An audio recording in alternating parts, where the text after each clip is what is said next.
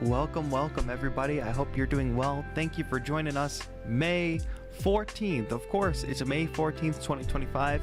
It's my dad's birthday, so go ahead and wish him a happy birthday in the chat. I hope you're all doing well. If you don't know what we're doing today, we're going to be listening to music from the community of home studio music producers that has gathered here today. People from all around the world. Drop in chat where you're tuning in from today. I do think it's amazing every time to see just how many people are out there making music and from so many different places. I'm broadcasting here from the USA, but I know many of you are in different parts of the USA or other countries entirely, different time zones, etc. So thank you for being here. Good vibes today. It's always good vibes when we're doing a track review stream because we have people in our community that have been making music for a long time. We have people that have just started making music. We also have folks making music of all different genres, and all of that is welcome. All experience levels and all genres are welcome. So I'm looking forward to listening to a bunch of music today. So if you are in the chat, or if you're here and you're thinking, I'd like to submit a track and get it played on stream and get a little bit of feedback, you can totally do that. The way this works is channel members can submit music via our Discord server. So if you don't know what channel memberships are, it's a way to support the channel here on YouTube. Usually you can find a join button either below this video or on my channel page. That join button allows you to become a channel member at any tier, whatever level you want to support. But at any level, you get access to our Discord server. And our Discord server is where people hang out, they talk about music, they talk about gear, answer each other's questions, share their music, of course. Some people share pictures of their food, some people talk about what games they're playing. But that is the way to get your music heard and played on the stream today, is to become a channel member and join our Discord server. All of the details that you need for like the steps on how to do that are listed in the description. I kind of refined that. So let me know if the instructions in the description are clear or if there are any other further questions. If you see the folks in the chat with their names, they've got a tree next to their name. Their trees are growing over time. Those are all channel members. So it's a really cool, fun, supportive community. I know a lot of you out there, especially if you're learning music production, maybe you ventured over onto a dangerous website called a Reddit and you've tried to look for some advice or something, and you found that it's a dark, scary world out there on the internet and not everybody is so nice. I think our community is one of the nicest amongst the, music production crowd. So that's my 2 cents. I don't know what you all think. I'm sure there are other very positive spaces out there, but how is everybody doing today?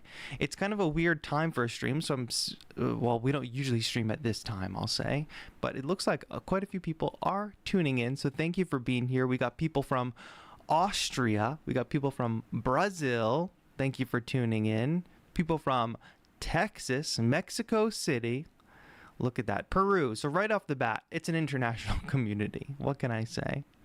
Yeah, thanks everybody for being here and thanks for tuning in. I think it should be a fun show. We have quite a few submissions. I guess I will just pull this up over here. So this is what it looks like over here on the Discord. The track review submissions channel. Somehow I scheduled the stream. Oh, did they change that? Oh, they might have changed that. Yeah, George Hertz actually posted this before I even announced the stream in Discord. But yeah, here's what it looks like. People are posting their tracks in here in the Discord channel. People are already sharing some kind words about each other's tracks, which I like. And we're just going to go through. We're going to listen to all these tracks. Looks like we have a few videos to look at today and a few official releases as well. So we love to see it, and it's a good chance to get some feedback on your music, not just from me but from the community, but also just to get the music heard.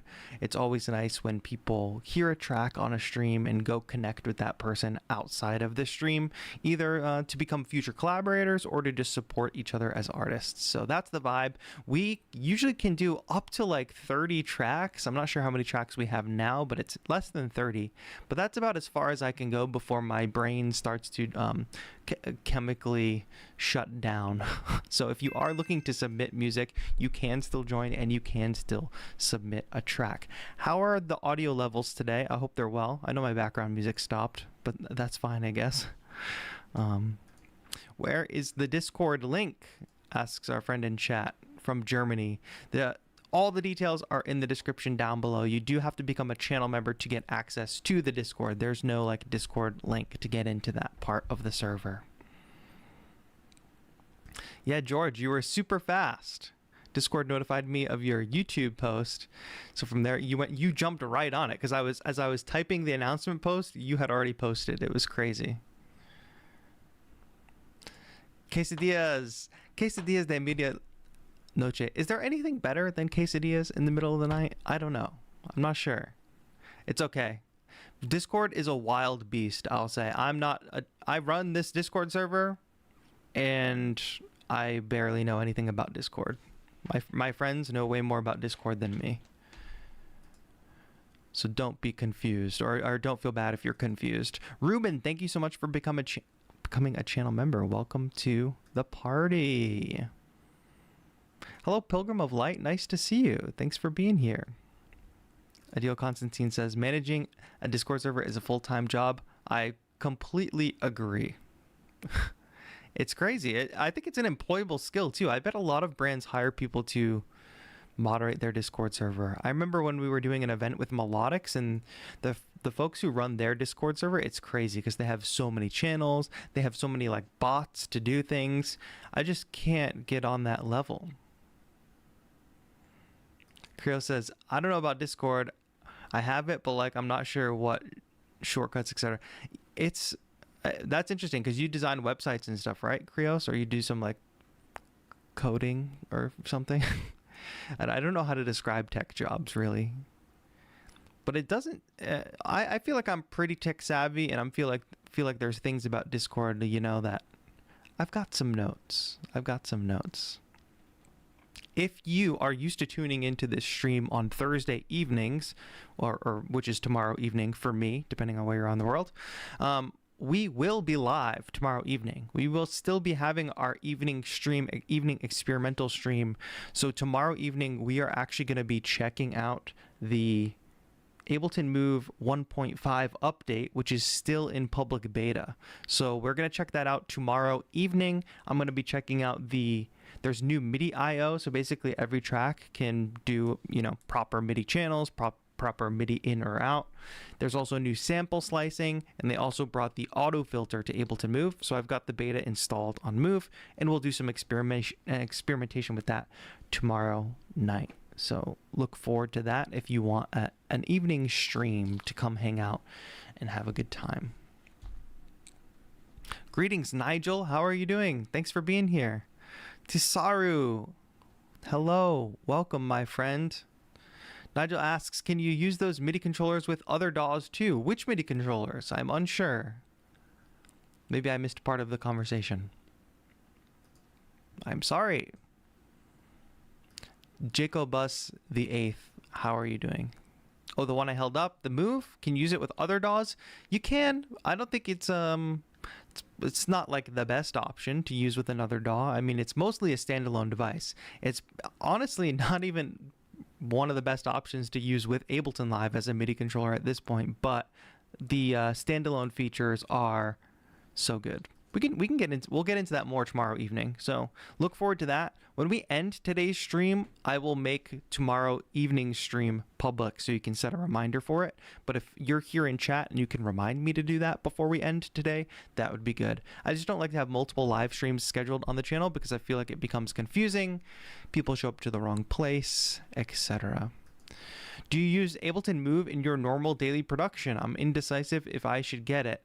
Yeah, for me, it's very strong contender if you need like some fantastic synth sounds, if you need an actual sketch pad that gets you from, because a lot of devices, we'll talk about this a lot tomorrow night, but the brief answer to your question is yes, I do use it for normal production. Love making ambient music with it, love starting something on Move and then moving to live. That's the thing, is like a lot of devices are talked about as like a musical sketch pad, but they don't have like the connectivity. They don't have easy way to connect from that sketch to like, how do you turn that into a final painting, What's the best DAW for vocals? I don't really think you should be thinking about it like that. I think you should be thinking about, I don't know that DAWs have strengths like that, is what I'll say. I think Any DAW can be used in a number of different ways. Some DAWs do have strengths, but in terms of vocals, you're recording audio. It's kind of a very basic thing. And most of the functions required for recording vocals are in most every DAW. Seek track versus move. Definitely move 100% in terms of Sketchpad. For sure. I mean, there's other pros and cons of the Seek track, but in terms of the Sketchpad context, move, because you can just easily get to your DAW. Can I link my beat for your feedback? Funky Clips, thank you for joining us today. The way you submit music is by becoming a channel member. All the details are in the description down below. I'm also going to type !submit, and then Nightbot is going to give you more information. Other commands like !Discord work. So all of you watching in chat, if you want to help me out as those questions come in, because people will tune in the middle of the stream and they want to submit music, we want to help them find their way, because it's not, everybody does it a different way. Some people have like a skip the line thing. I just have really simple. You can become a member for as little as $2. You get in the Discord. There's some other members' content that you can consume, and you can get your track played today. So Funky Clips, welcome to the Wanderers. Thank you so much for becoming a channel member. Looking forward to listening to your track. I think it should be fairly simple. There's step-by-step instructions in the description for how to get yourself in the Discord. Just try to exhaust every option before jumping in chat and saying like, how do I do this? How do I do that? Try to follow the instructions as closely as possible first. Some people ask the question before they try, I think, and that's what we want to avoid, to have a nice, clear, positive, fun chat. Oh, and Quesadilla was new to Discord and says, it's very simple. I did it in less than 5 minutes. That's good to hear, Quesadilla. Sometimes we've had technical issues, but if you can be on deck to answer some quick questions from folks in the chat, it would definitely be appreciated. I don't want to do too much of a preamble today because I do want to make sure we have time to get to every single track. The way this goes is I try to listen to at least 3 minutes of every track. Some tracks are just like very, very long, and if we listened to the full thing, we would not have enough time to get to every track. So usually I try to listen to at least 3 minutes. Now, if the track is like 3 minutes, 30 seconds, we can probably listen to all the way through. If we start getting towards the end though, and there are some longer tracks, I will hold true to that sort of 3-minute rule. And I will also try to give feedback as we listen, right? So people can react in the chat. I'll give my feedback while we listen. As the music completes, I'll wrap up my thoughts and then we'll move on. Like I said at the beginning of the stream, it's all experience levels and it's all genres. So we want to make sure we're having a welcoming, open space for all of that considered. I want to make sure that you can share constructive criticism in the chat. That is absolutely allowed. But let's try to share some positive things as well. Sometimes what happens is I see people in chat and the first thing that they say is something negative about somebody's track. And even if it is constructive, that's just feels like bad vibes. Like, be here, be part of the conversation, share positivity, share constructive criticism, and take into account that people are in all different experience levels. If you've been producing for 10 years and you've won Grammys, I'm going to judge your music different than if you just started making music last week, right? Let's take that into account. Accent Noir says, in a shocking turn of events, I didn't do ambient this time. Interesting. Nice. We got some genre hoppers, I guess. Which watch are you rocking right now? I'm rocking just the standard Casio watch with a leather strap. I forget the model number, but it's just like the classic Casio watch that everybody likes. It's got 4 time zones, which I like because my parents are in a different time zone than me. My wife's family is in a different time zone. So I can easily flip through those time zones depending on where I'm traveling. It seems like such a simple thing. Like, yeah, of course your phone does it, but you'd be surprised. I used the stopwatch the other day to time a video script. When you're on a plane, I can just switch the time zone to where I'm going. I don't know. I basically never take this thing off, and I kind of like it. Casios rule the world. I agree. And also changing the strap was not difficult at all. All music is good and respectable. We all need to improve and can also share the good vibe. Agree, 100%. Oh, Krios, you got the Apple Watch? See, I feel like I don't want to breach that. Like, that's like the one Apple product that I don't have, you know what I mean? And there's benefits to it. I've seen people, you can like control your cameras with the Apple Watch.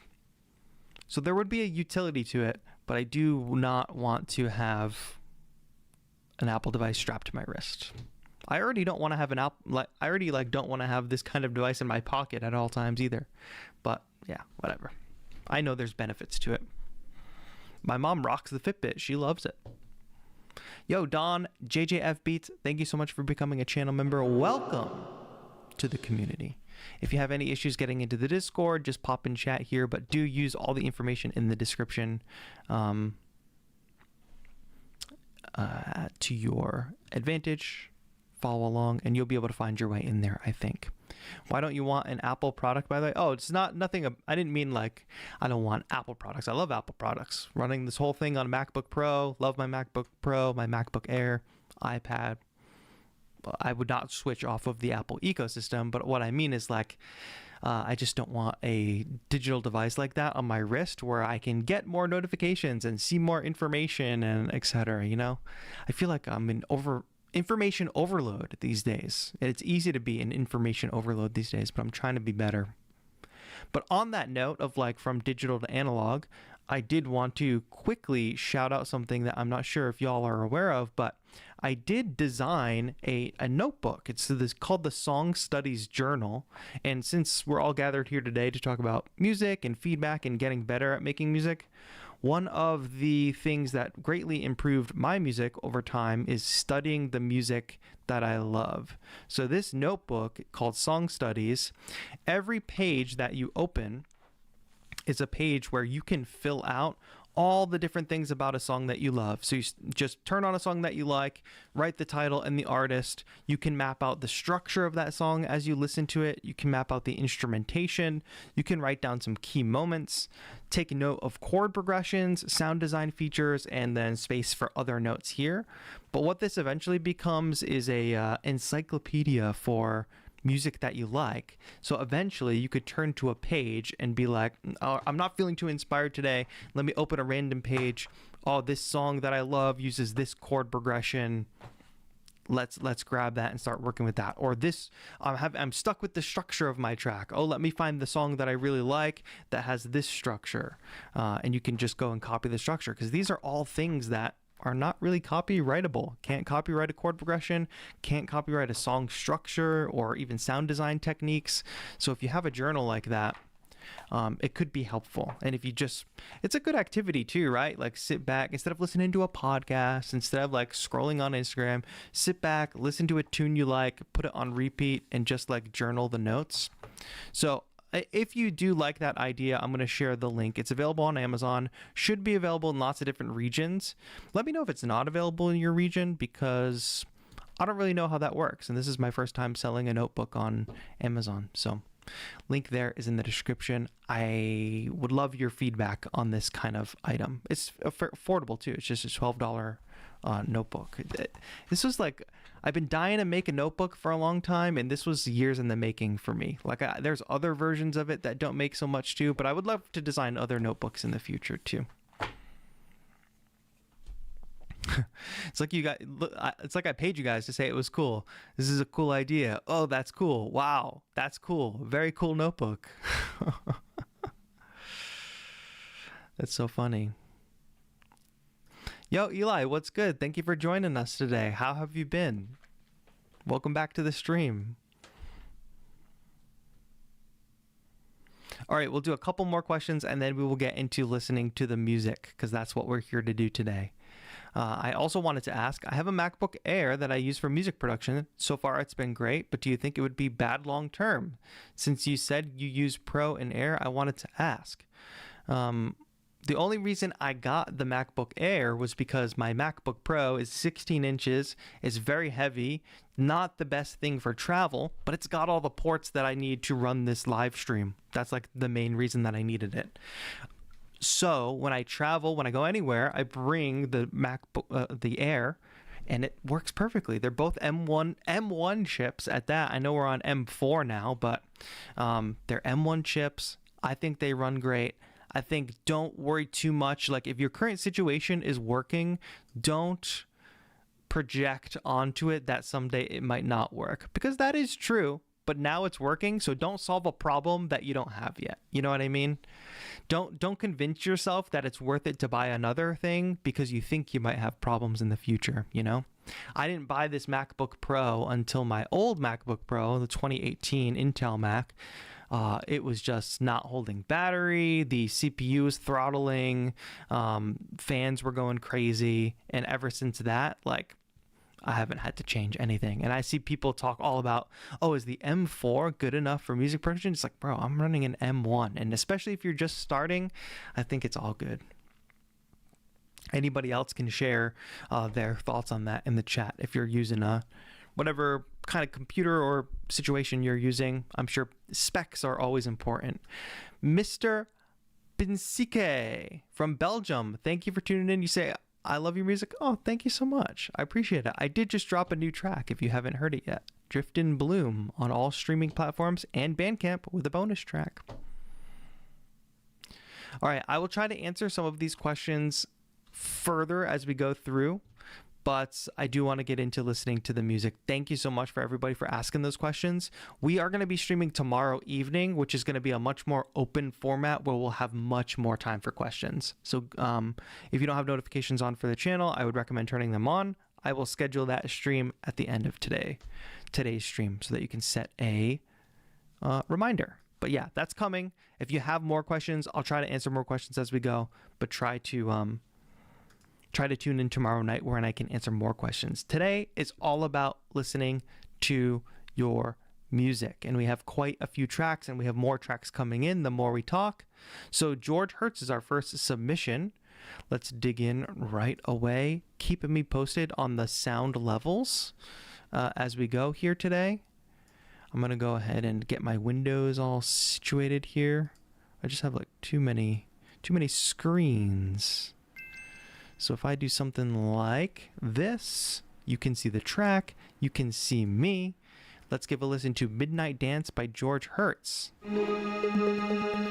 A blend of techno, house, and electro, G-sharp minor 128 BPM, using Logic Pro, the ES2 synth, Alchemy, Drum Machine Designer.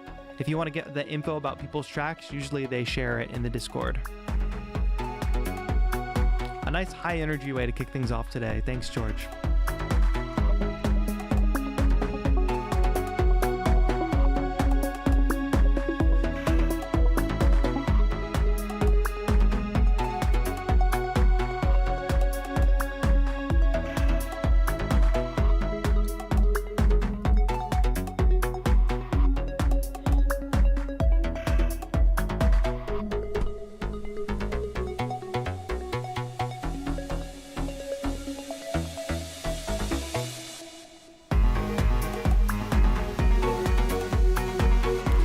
Love a nice little gap of silence before a drop.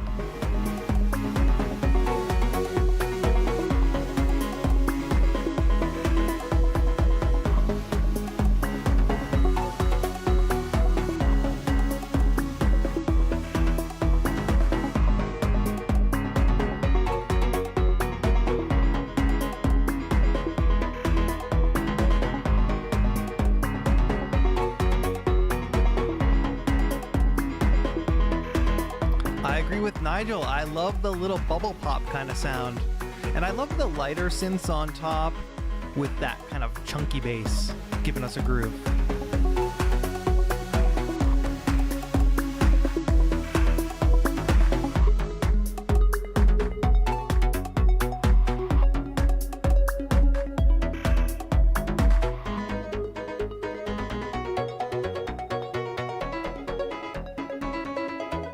Nice stuttering.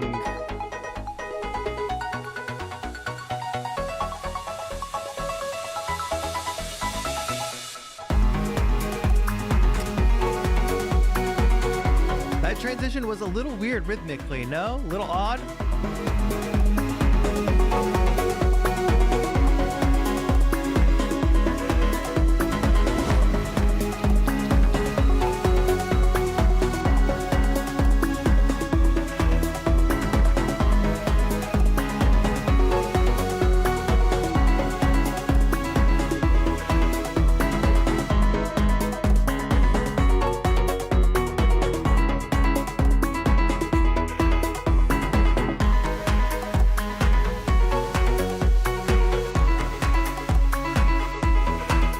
love the width on the claps. They're subtle, but I like that a lot. That's a nice texture against all the electronic stuff.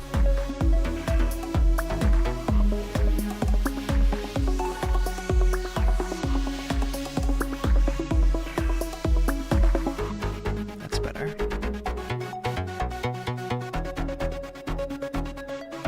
All right.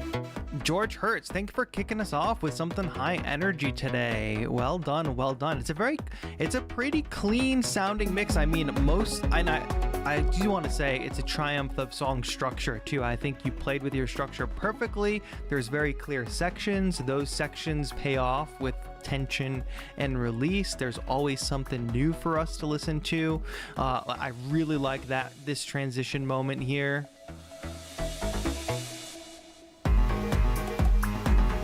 That just feels good, right? And I do like some of the bubble pops and stuff. Occasionally some of that top layer percussion electronic-y kind of sounds. Some of those, and there's a cowbell in there at one point, they sound a little off tonally, as if they're playing a tone that's not quite in the key of the track. So I know they're percussion instruments and we might not think of them tonally, but some of them are coming across that way, and I would check sort of the pitch of them. The other thing too is I think there's a little bit of conflict in your parts in this particular section, which repeats again later on.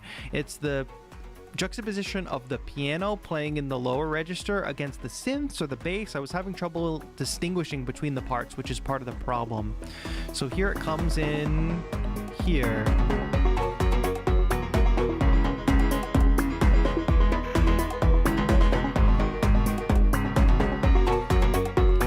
It almost sounds like the piano and the bass are competing for space there. Like the bass is not existing in that lower sub frequency layer, and the piano is playing in a lower register, and they're playing dangerously close rhythms. I say dangerously close because they're playing similar rhythms, but not the same. So they're not like locking in unison, which would make them, fit together as one. They're instead playing rhythms that are just a little off from each other, which is making them kind of clash, in my opinion.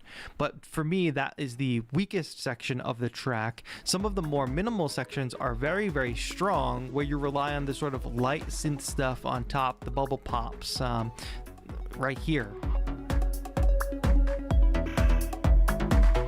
In a section like that, every part has its place. As we start to get in this more dense area, it does feel like, and the piano comes down in register, it does feel like the piano and the bass are competing.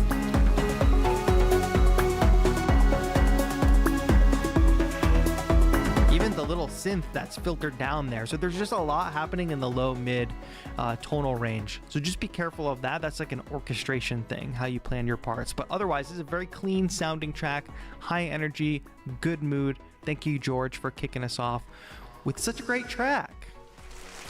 Thank you, George.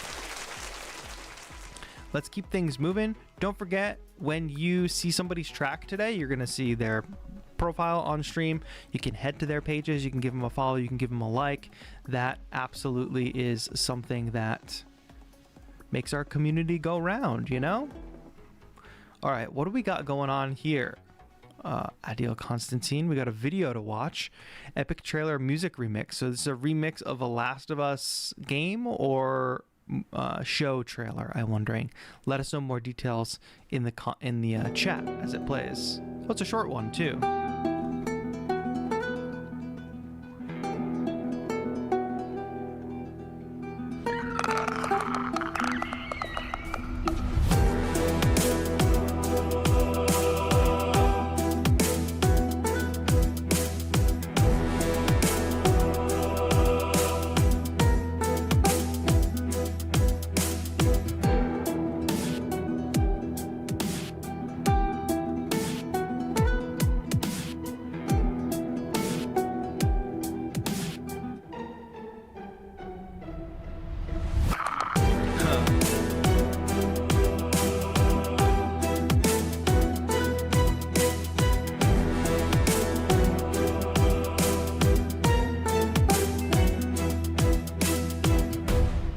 Nice. Can you give me a little more info? Because I don't know if this is like a cover or like a new interpretation or something. So I would like more info. I really like the use of the Foley zombie sound there. I really like that. I would say in the beginning, not so much because I didn't really have a context. Of course, I understood that it was like a zombie sound. Let's see, where does it come in? To me, it's I think it's more of a mixing thing. There's a bit of like low frequency coming in on that. I would have loved to have that zombie thing in the beginning happen just in the higher register. Just filter out all those low frequencies. Otherwise, it kind of like punches through the instruments and is a little jarring mix wise. All the string instruments are sounding pretty good. The guitar in the beginning is the main sample from the theme song. Okay, good to know. And then everything around it, I assume, is remix. So it's cool that you kept it in the scoring world. It remains a cinematic. Also, your use of push throughout this is really good because you're using the scale, the tonality of the track. It's in a key, obviously, but you're able to use like some chromatic modal stuff, which sounds good. Also, let us know what watch this is. That's a good looking watch.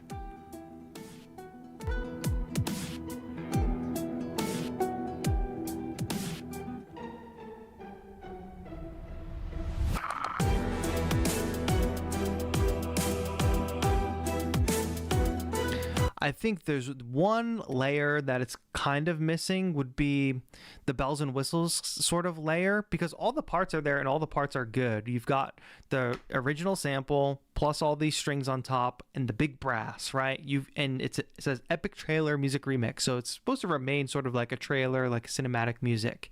But if you go watch a trailer or something like that, there's a lot of cool sound design stuff happening beyond just the music, and I wonder if you could incorporate a little bit more of that ear candy during transitions, a little more performance effect stuff, like if you take some of this brass and you create stutters with it or something like that, you know? Like push it one step further. You've created all the musical parts, you've got all the musical ideas, but now use sound design as a compositional tool as well. And I mean like creative effects and sound design, where it pushes just a little further beyond just having the good musical ideas. Take it to the next level for production, I think.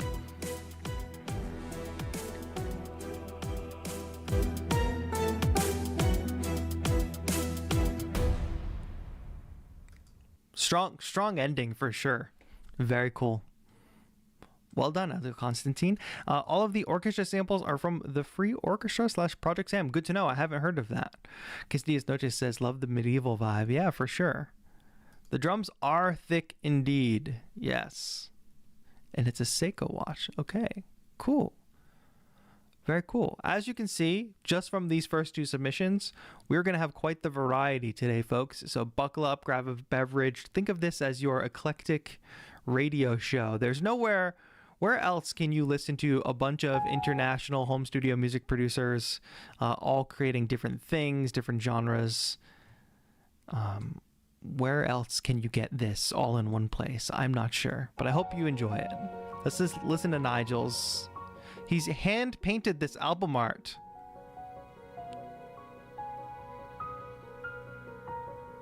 Carol is a character from a novel my mother wrote titled Michael's Gentle Wife.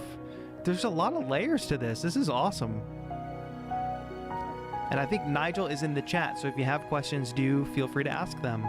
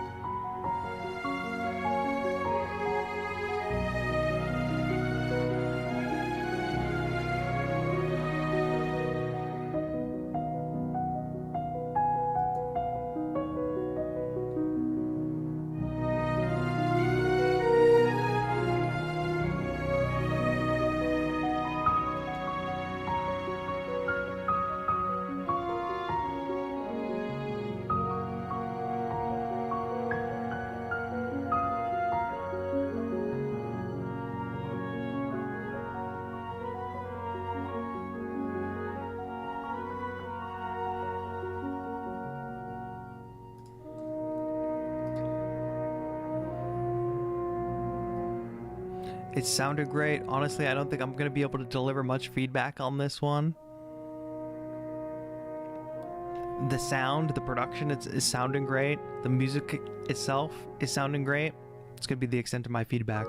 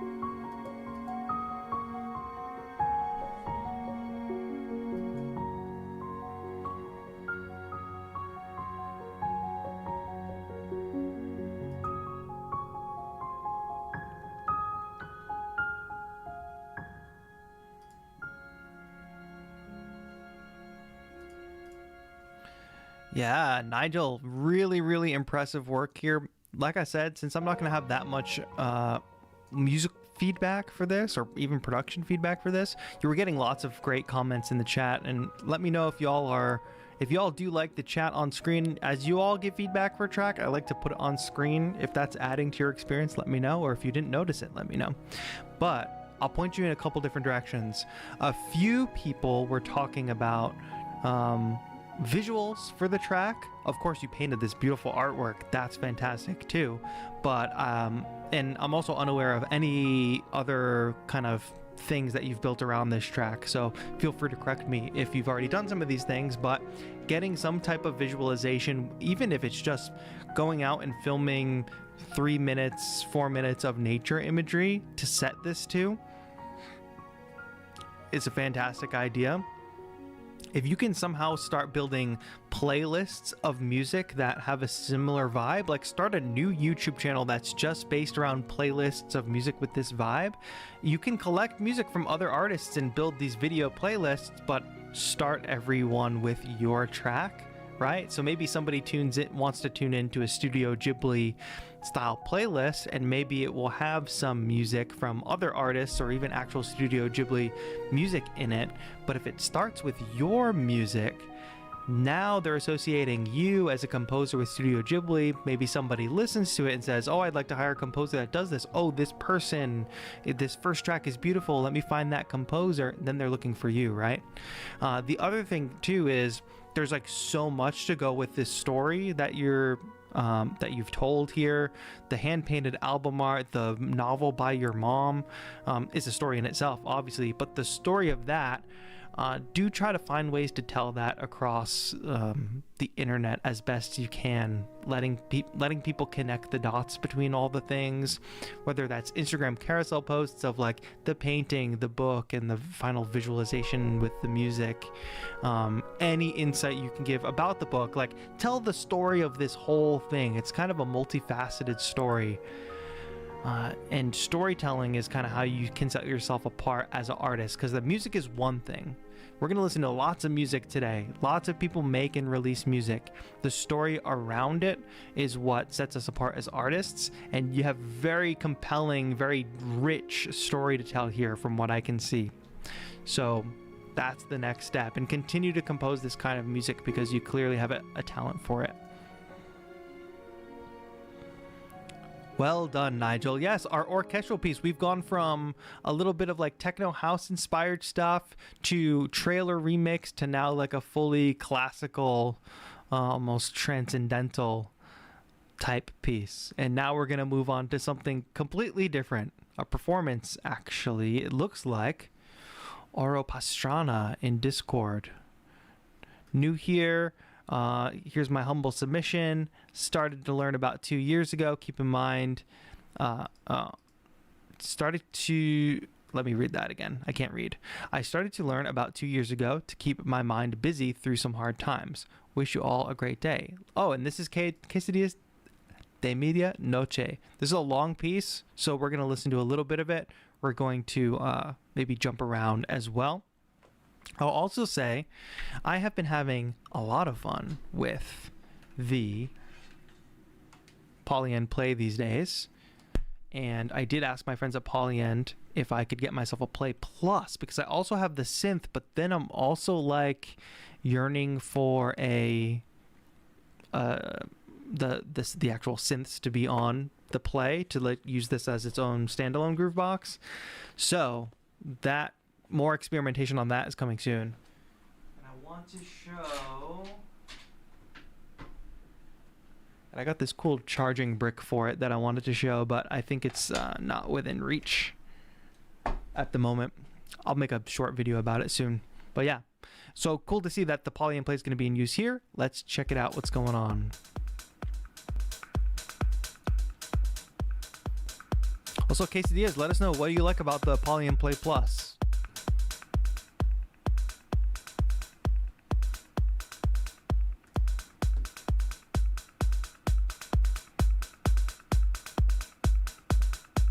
I love the performance effects, being able to quickly switch up like a basic loop like this.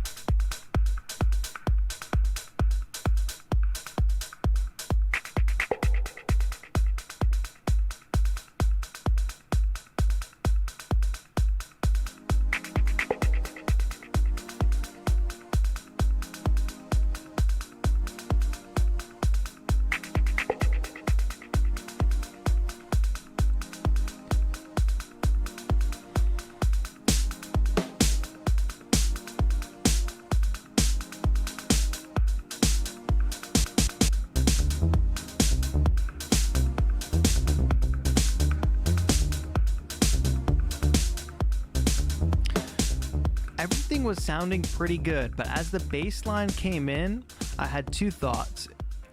I'm not 100% sure about the key, and then also there seems to be a lot of reverb on the bass, so I'd be careful of that.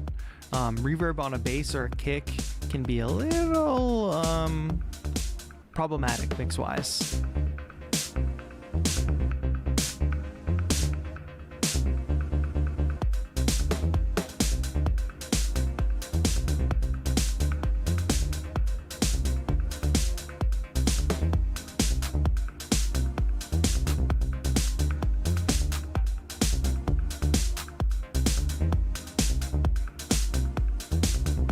Also, would have been cool to see you take advantage of Polyend Play is a little bit of a beast, but don't forget you've got variations, which you can change each lane.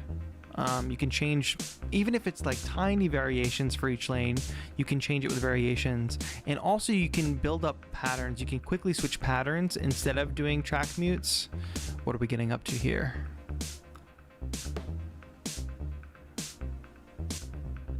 Because when you've got this kind of like rigid rolling drum pattern, you don't want to be stuck too much. Oh, here, now we're utilizing variations. Very good. Okay, nice.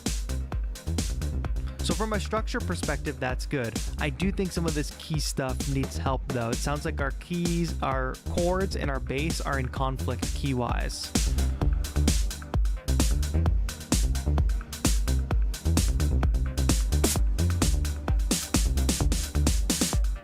Careful on some of those snares. Some of them are popping out much louder than the other snares, which is a little bit jarring mix-wise. Quesadilla con chocomilk.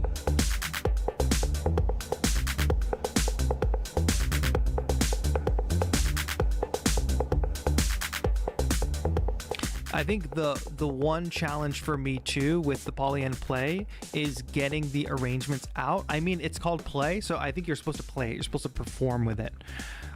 But fluidly moving between different parts of the track can be a challenge on the polyend play for sure. I utilize a lot of chants for the steps. Like if you've got a hi-hat pattern or any top layer percussion, utilizing a little bit of chance, even if you just make every note 90%, like 90% chance that the note will happen. In these longer performances, like this is a 9-minute performance, you will get more less ear fatigue, I'll say, because the pattern will be just slightly different every time it passes through. Since we are over our 3-minute threshold, I'm going to bounce over here towards the end to see where this kind of goes. And let me bounce here in the middle too.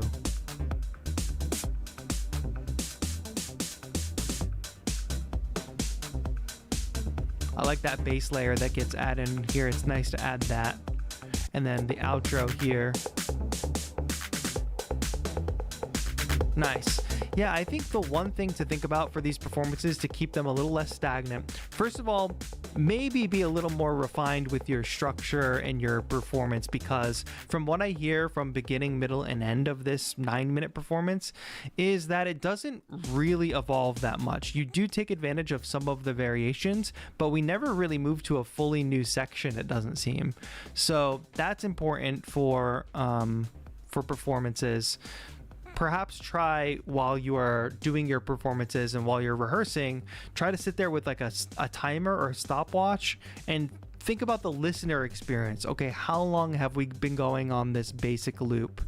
And you've got the stopwatch right there as you perform. Okay, we're hitting the 2-minute mark. Should I start to transition off and transition to something? But maybe take advantage of patterns. Use this, what you've built here, after fixing some things about the bass line and the chords, using what you've started here, and then build something different, like a contrasting section, a B section, and then try to refine it into maybe 5 or 6 minutes instead, where you start in this space, move to the B section material, and maybe come back to the original A section material. That's the next step, I think, is being a little more disciplined around your structure. Because of course it can be fun to jam and just sit there and play your play on the machines, like I do that too, but it doesn't actually it doesn't always translate into an engaging listening experience. So now if you're starting to think about releasing music, start to have that in mind. How do you create an engaging listening experience through song structure? All right, Dungeon Master has got a Spotify link for me. I hope that this works, because I don't have Spotify. Where are we going? Oh, there we go. But thank you so much, Quesadillas, in the middle of the night. Thank you so much for submitting that. All right, Howls in the Cave. I know we had a couple new memberships come in. Let me scroll up to see if...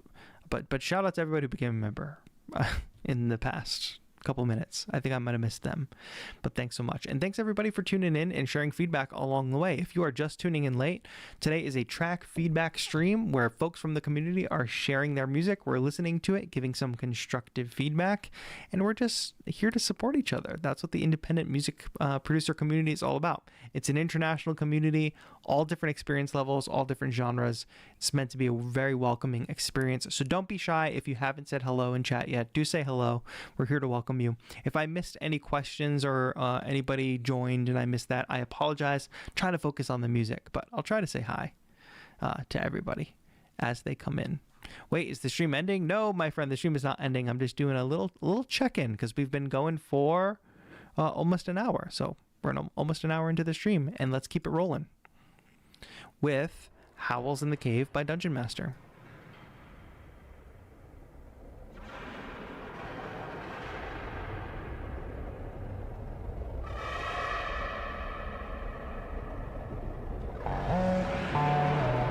Spooky stuff, Dungeon Master.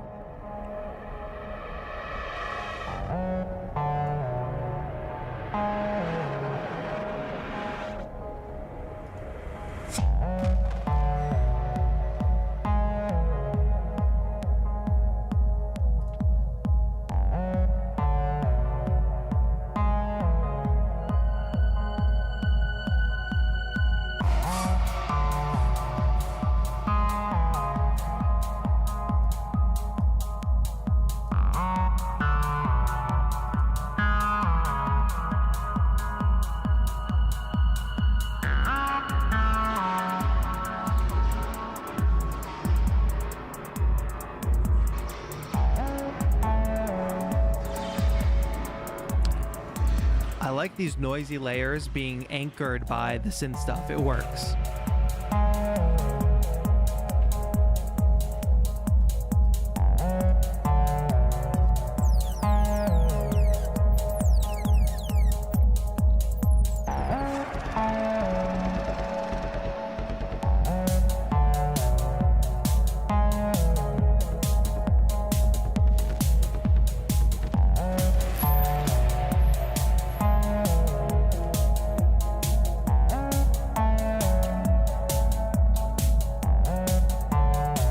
It's really got me grooving for sure.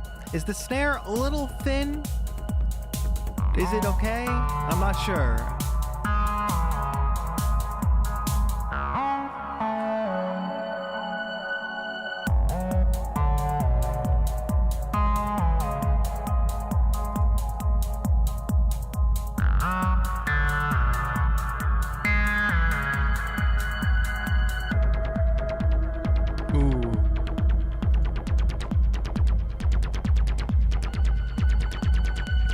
Me too, Accent Noir, me too.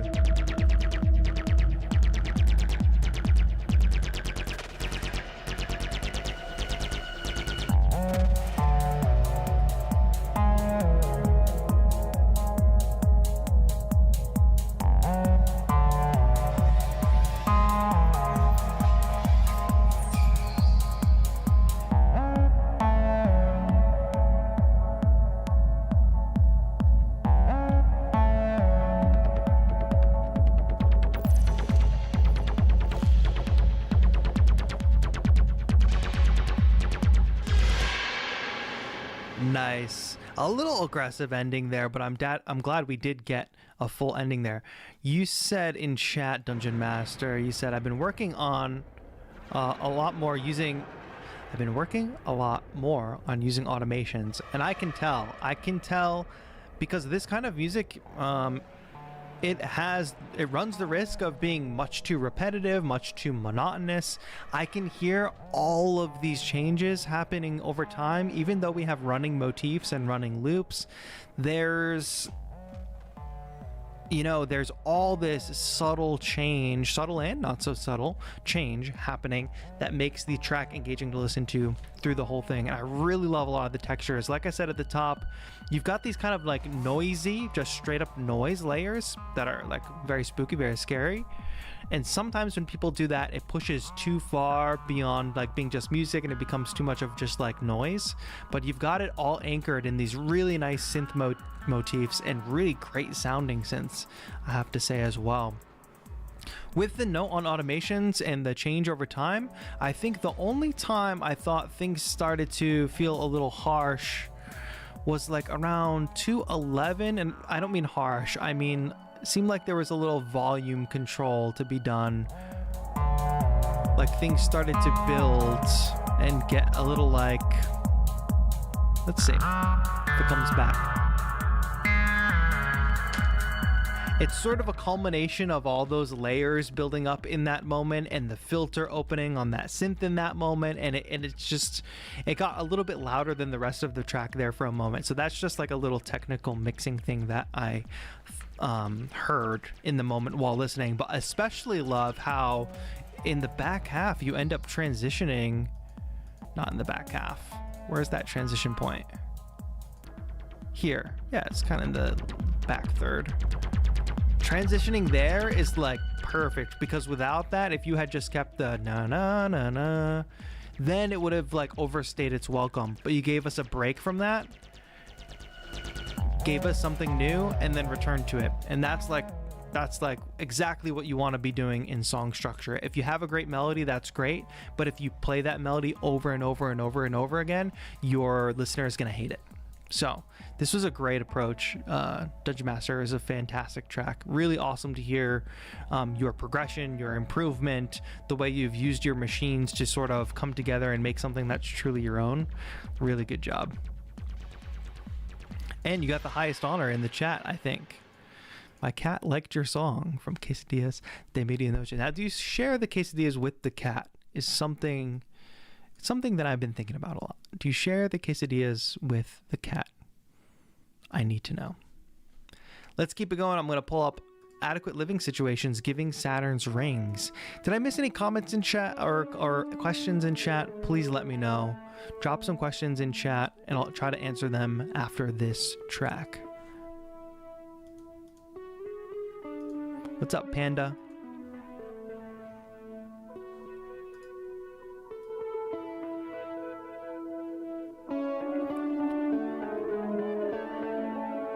Little post-rock kind of guitar tones here.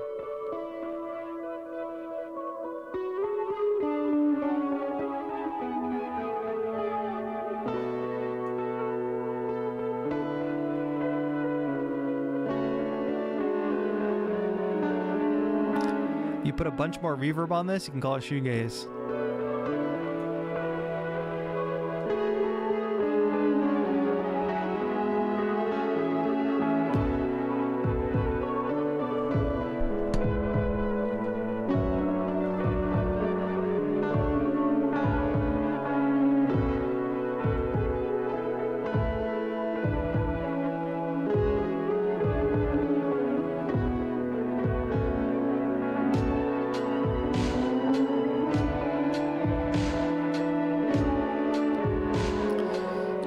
Liked the guitar tones at first, but I really think they start to get in each other's way as more and more layers built up.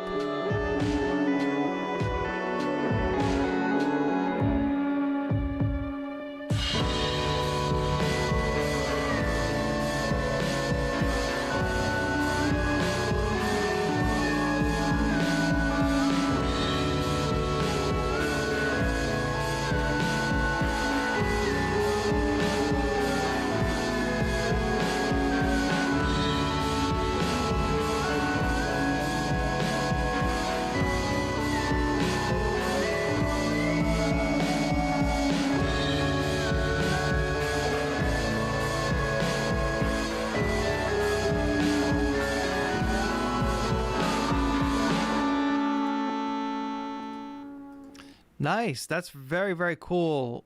Matthew Howard in chat. Thank you for submitting this track. Yeah, I think the guitar tones are really good. You're getting a lot of love in chat about the guitar tones, and I agree. And I definitely agree with the overall tone and vibe. It's really kind of strong, dark, post-rock. It all comes together quite well, especially with the drums at the end there. But in the midst of that, I think what happens is you're playing all these nice melodies on guitar that I think are supposed to interact in one way or the other. They're supposed to complement each other. And on some level they do, and then you've also got delays there too. So what happens is around the middle, it starts to get very busy with melodies and melodies that are all coming from the guitar. And you're underutilizing the stereo field, in my opinion. You could have some of these tracks, some of these melodies panned hard left and hard right, keep a main melody down the center, and that could help. But also think of it, all of these guitars are happening at the same time, so frequencies are going to clash and you're going to instantly create mud. So subtractive EQ is a really important mixing technique to learn for guitarists, especially because guitar can be, especially electric guitar, whether it's mic'd or direct in, you can end up with a really boxy sound sounding result, but pulling out some key targeted frequencies with a very narrow EQ band will definitely get you a cleaner sound. And I don't mean clean like make this sound like a pop record. I think it should still sound dirty and crunchy and messy, but I mean from a clarity standpoint and trying to hear all the guitar parts. But also the solution may be maybe we need a few less melodies going on. Maybe as one new melody enters, another melody drops off. That's sort of a compositional judgment call. But how many melodies do we actually need before we can't actually hear any of them, you know?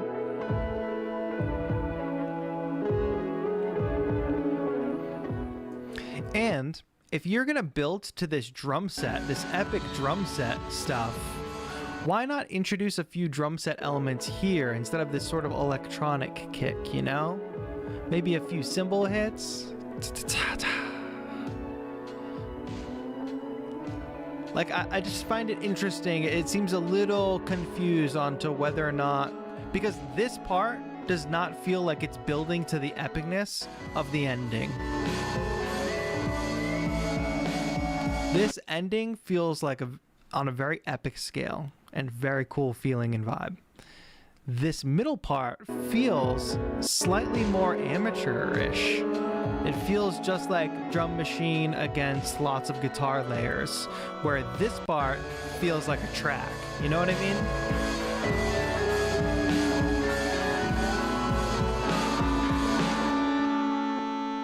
But it's cool stuff. It's a cool direction to be going. I have no doubt you'll be able to continue to improve on the style, and I do hope you keep going with this style because it's really cool.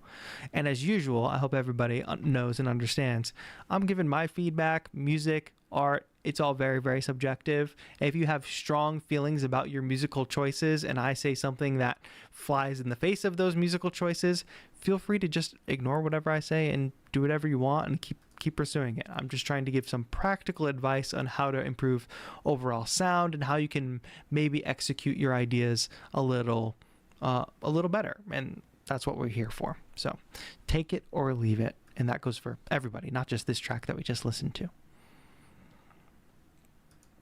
We got another techno track coming up. And can I be honest? It's very interesting that we've had a couple like techno style darker tracks come through, because I've been working on a little bit of a minimal techno set at that station behind me. I've been crafting some dark weird tones, and then I've been sending it over from push to live, and I've been building up a set.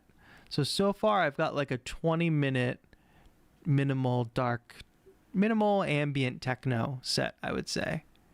So that's what I've been cooking up off camera. Also, let me show you guys something cool. And this is the moment to ask a question if you had one. So if anybody's had any issues or needs my attention, you can ask now. We'll take a break from the tunes for a moment. Check this out. So this is my all-white launch key mini, which they just kind of dropped around Super Booth. But I put some stickers on it. Check that out. It might be too bright. Let me adjust that for you. Kill the light. Hopefully that light turns off. No? There we go.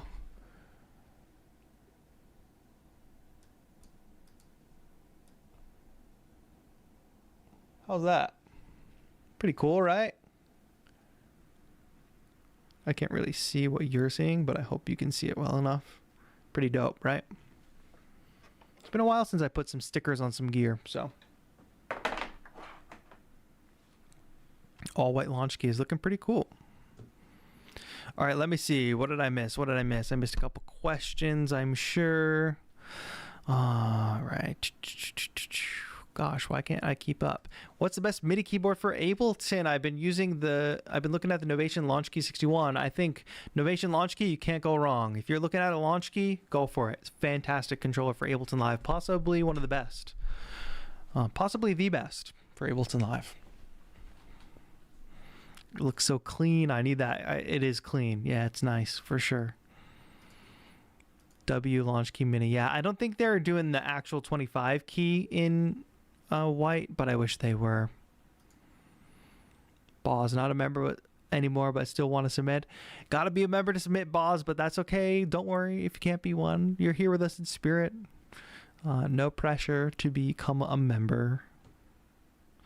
Thinking about bigger MIDI keyboard than my MPK. Yeah, go big or go home. No, I don't know. If you have an actual need for it, if you want to play two-hand piano parts, that would be the reason to get a bigger keyboard, of course.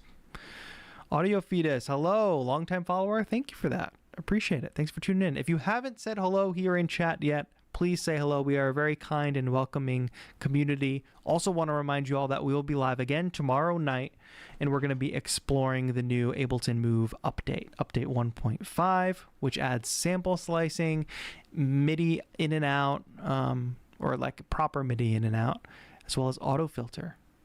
So we get into some experimental vibes on the Thursday evening streams, so it's definitely worth tuning in if you haven't before, and if you enjoy the overall vibes of these live streams. And tomorrow night's stream is, we just have more time to chat and talk about different things, where today's stream is all about listening to the community music. So let's chat for one more minute, and then let's dig into some more music after that. Pen Dulce, nice to see you. Thanks for being here. So as an Ableton user, Launch Key is better than Keylab Mark III. I think so, because unless you very heavily use Arturia plugins. If you very much use Arturia plugins, the Arturia keyboard's going to have an edge. But if you're strictly using Ableton and you're using lots of different plugins or just stock stuff, the Launch Key is a very good way to go. What's up, Ben? Thanks for saying hi in chat. Welcome. Reflexion, hello. Nice to see you as well. How do I make sure my drums don't overpower the rest of my song? Mixing, my friend. I actually just started using a plugin called Space Replicator by Lewitt.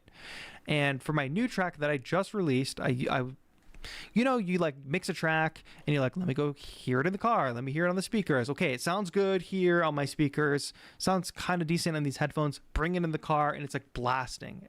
So I always end up blasting my drums too much.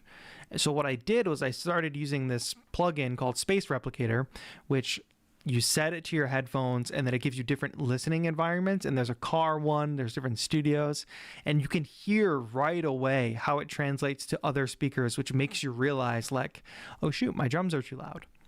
So that was one thing. But if you don't want to get another plugin or anything, go listen to it in a bunch of different environments and tailor the mix to try to get it to sound good across a variety of environments, like your main monitors, some good mixing headphones, your earbuds, a car. If it can sound good across those things, a Bluetooth speaker, then you're pretty good. I mean, you want to think about what people are going to be listening to your music on, right? If it sounds good on your studio monitors, like it's almost like who cares, because somebody's going to go listen to it on their AirPods, you know?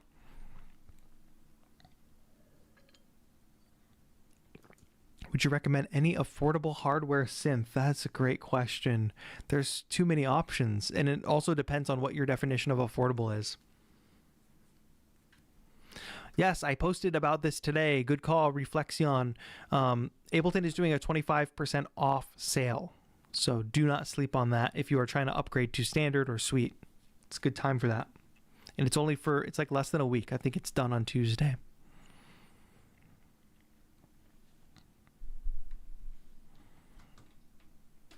Pilgrim of Light says, really enjoying the stream and community. Thank you so much, my friend. It's really kind.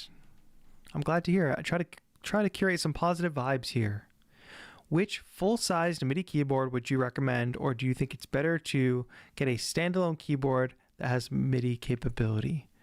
Really depends. If you're like trying to play piano, if you're trying to play straight up piano, get yourself a standalone keyboard that has MIDI capability. If you're doing all in the box stuff, there's so many different full-size options. It depends on your DAW. If you all have questions like that, try to include as much information as possible, because if you're just using an iPad and just using apps, I'm going to recommend something different than if you're using like a full-on DAW, or if you're like, I mostly want to play piano and I want to be able to control a couple virtual instruments. Like, it's all different. If you're like, I use Logic or I use Ableton, there's so many different variables. But I feel like once you understand those variables, it's very easy for you to troubleshoot what you might need. And also, don't get analysis paralysis on the gear, my friends. I know a lot of people like to ask gear questions. There is no perfect gear. You're not really going, like, if you spend $100 to $200 on a MIDI keyboard, it's not a huge risk. You're not really going to, like we were talking about Arturia Keylab or Launch Key before. If you got either of those keyboards, they would work great. Are there pros and cons to both? Yes, of course. But you get what you get and you start making music. And you know what? The people who make the music that you love, you know, like your heroes, are not out there like agonizing over this keyboard or that keyboard. And many of them likely started making music before we had all of this gear and all of these options at our disposal. So if you think about like an early MPC and all of the challenges and all of the, you know, crazy workflow stuff, or even just like early computers, like that was not an easy process, but they got the gear that they got and they made it work. They didn't look for the perfect gear to make things as easy as they could be. We have a little bit of that luxury now, but there's a trade-off. It's a big trade-off. So just keep that in mind.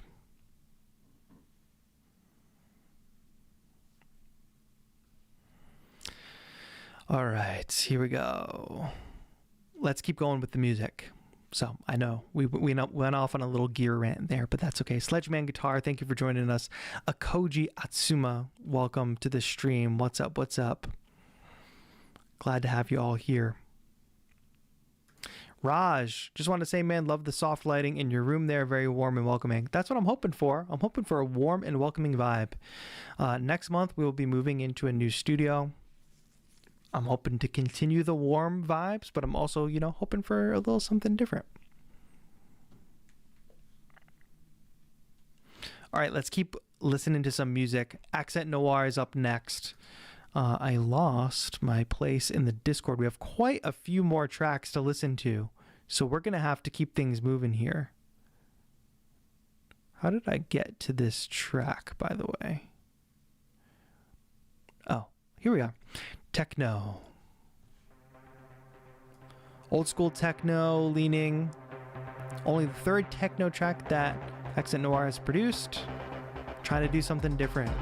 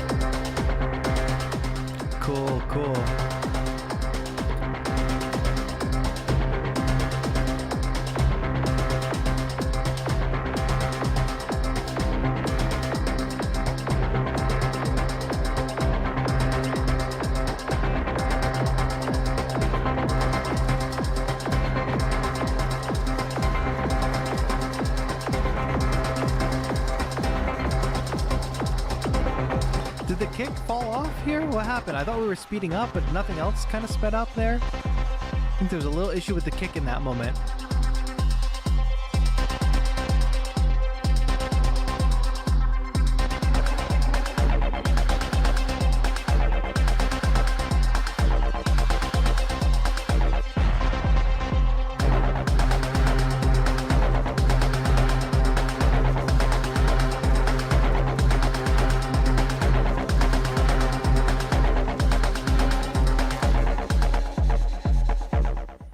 Oh, nice. I wish it had continued because it sounded like it was going for like a more minimal type area, which I think that would be my one piece of feedback overall. I think you could, if I scan through the track right now, I'm hearing that top end percussion, ta ta ta ta ta ta ta ta ta ta, and Dungeon Master mentioned ear fatigue, and I think that higher energy percussion really is here until this moment, and then it comes back in. So we never have a moment in this track where we revert to just maybe a more minimal, more dark section with just a kick and just some kind of lower synths. I think that's what I was waiting for, like a little break from the energy. Anytime you add higher top layer percussion, it adds energy to your track, and I think you want the flow of energy to feel natural but also moving at the same time. Like you want the energy to move. So I was looking for a more minimal section somewhere towards the middle that would allow us to come back to that energy. That being said, I did love this kind of big epic, like I'm being swallowed by the beast kind of situation, you know? And then there was this one section here where it sounded like the kick was off. So just be careful. That might have just been an error. I'm not sure if it was intentional. But yeah, embrace the minimal, and I think the tracks can be longer too, as long as you employ enough change. And I think you can go a little further with some of the modulation and some of the change, especially in some of your more repeated motifs.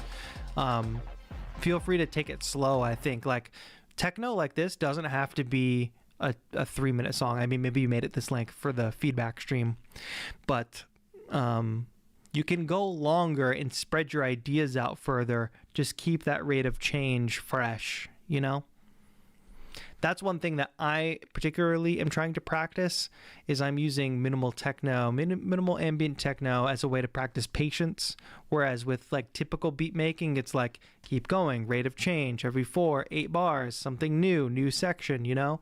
But it's like, how far can we push this with like a minimal approach, bring this in over here, only improvise with effects, you know? That's what I'm thinking about when I make some minimal ambient techno. But it's cool. Glad to hear you trying something new, Accent Noir. Thank you for submitting. Jake Cully, what do you got for us here today? Wants feedback on the mix. Wondering if the drums are sitting right. Does the track need more low-ender fullness?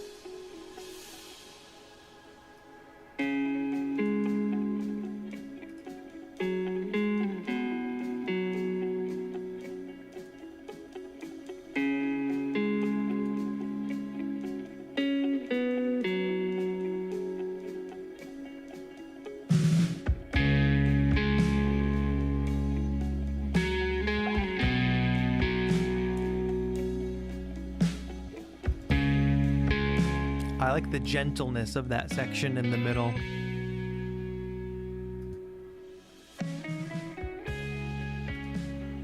All right, thinking about the fullness in the low end.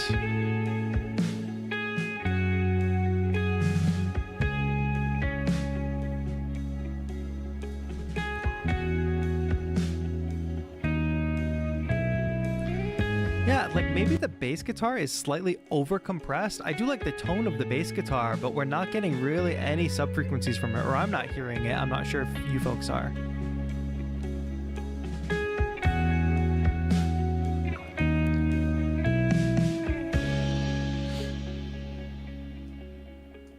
I think the drums are sitting just fine, to answer your question. I think the bass is slightly too... I think what's happening is you want like a little more low end in this track, so you've pushed the bass up in the mix, but the bass is not actually giving us bass frequencies. So now we're just getting kind of like a louder bass, which sounds nice, but it's a little loud compared to everything else in the track and a little bit standing out. So I would resolve that issue. It could be an issue with the recording. We haven't captured the low end of the bass, or maybe you've swept it out, or maybe that's just that bass's tone and you need to perhaps, dare I say it, is this allowed, take the bass, make a MIDI track from the bass line, use a sub bass that's very subtly in there and plays along with the electric bass. But yeah, I don't think it's an issue of the drums.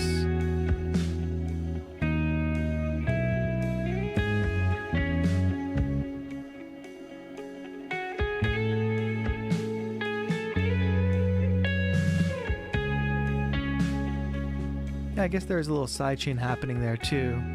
But I think everything sounds pretty natural. I would have had that note about the bass had you not mentioned it, but I'm not sure if I would have been thinking, oh, I need more sub bass frequencies in this had you not mentioned fullness. But now I'm thinking of it.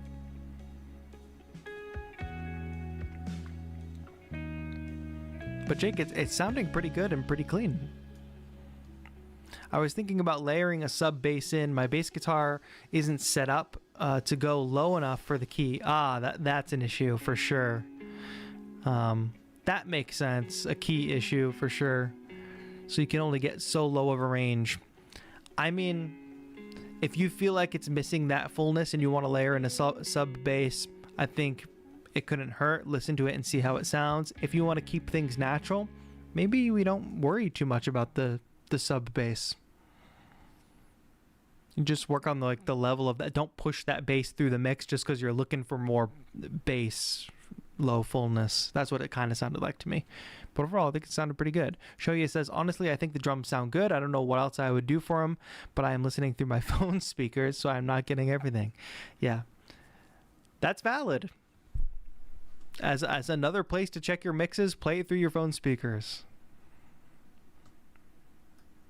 Because that's where somebody might be listening to it. All right, King, what do you got for us? Something new, hot off the press.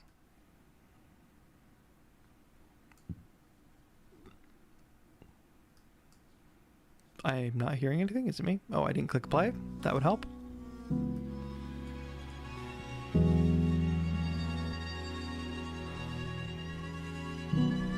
Starting things off with like a cigaros vibe almost. I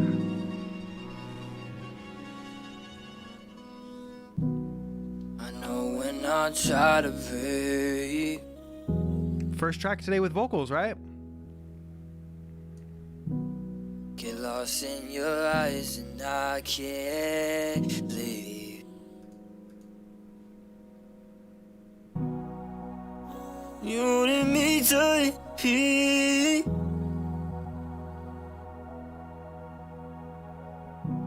Don't let me go when I leave. To your point about loudness, King, I don't think it has anything wrong with your track, but I think the voice, I think the voice is mixed way too loud. Sounds like you probably worked on the vocals last, so the thing you work on is always louder than the rest of the track.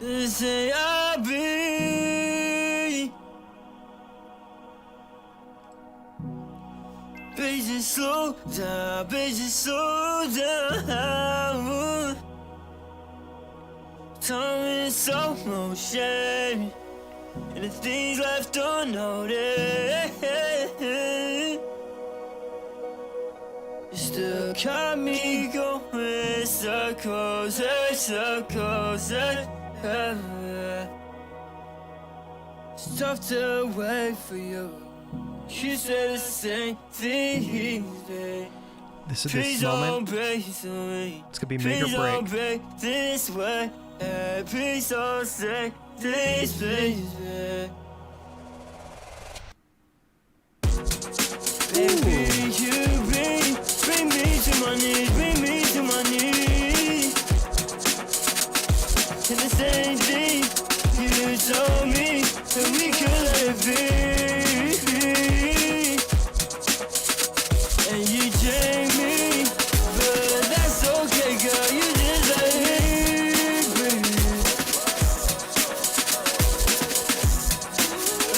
see through anything, see through anything.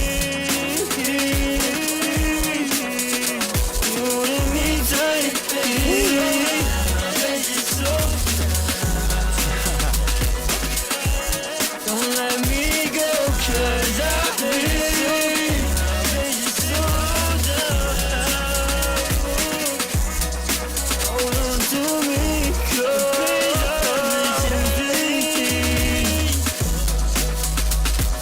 maybe one day we'll say I'll be.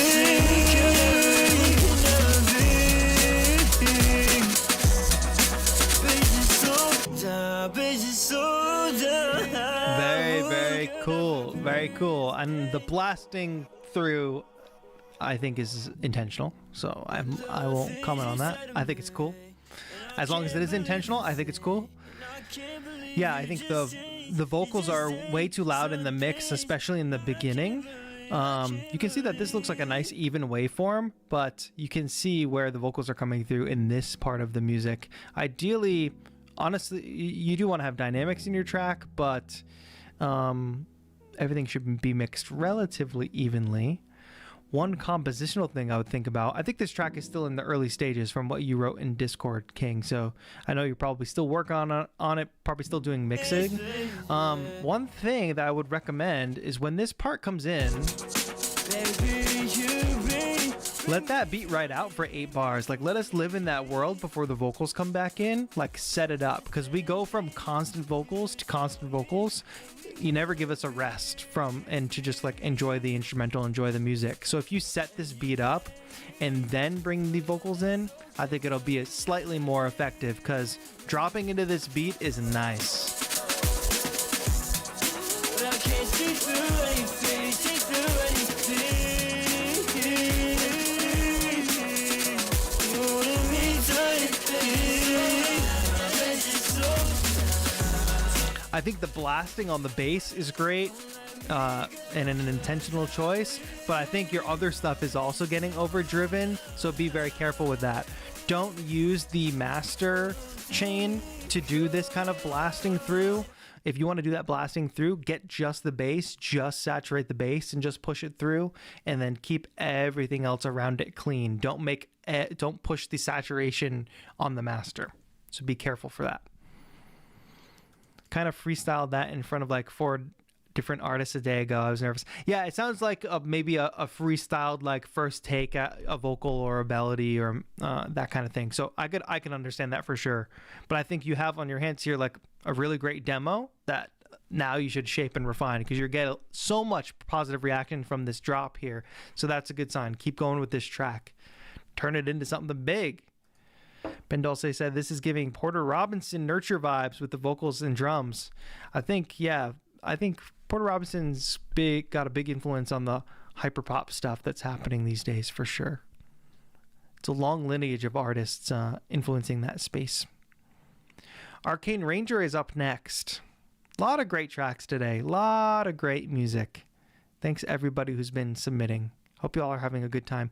Lucas Faria, thank you so much for becoming a channel member. Find your way to the Discord, submit your track. We'll probably have to say like submission. If you've already become a member, you're good to go.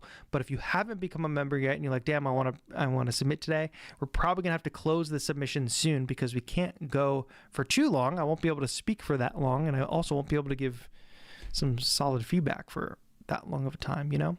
And Aton, I'm not sure why you're having issues submitting tracks on your phone or Discord. I'm not sure what the issue is there, but hopefully you can find your way into the Discord. We got a latte delivery, everybody. You want to come in? No? Come on in. Oh. Thank you. Check this out. A homemade brown sugar shaken. Kill the light. Brown sugar shaken latte. Look at that foam.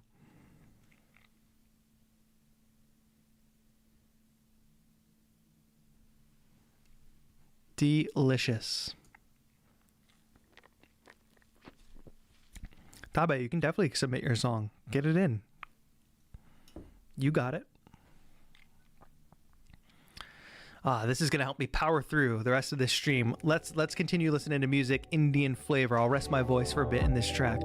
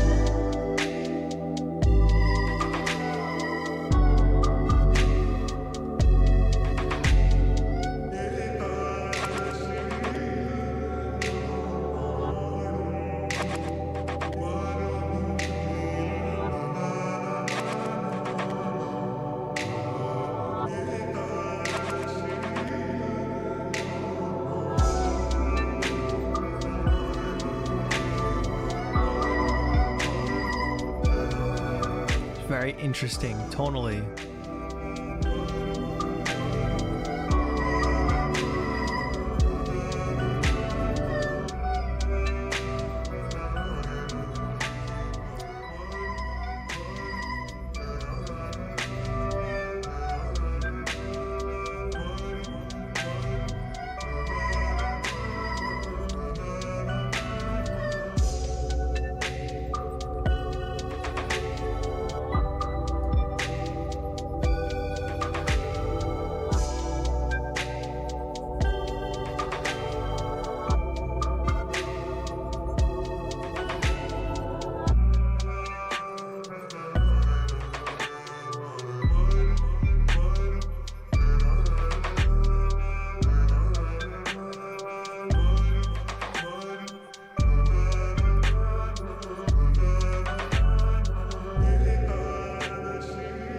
Sounds like you're pushing intentionally through with some non-traditional harmony stuff. I don't think there's anything wrong with it. I think it just doesn't sound like super traditional, which is fine. I think the transition between the sections is what throws people off.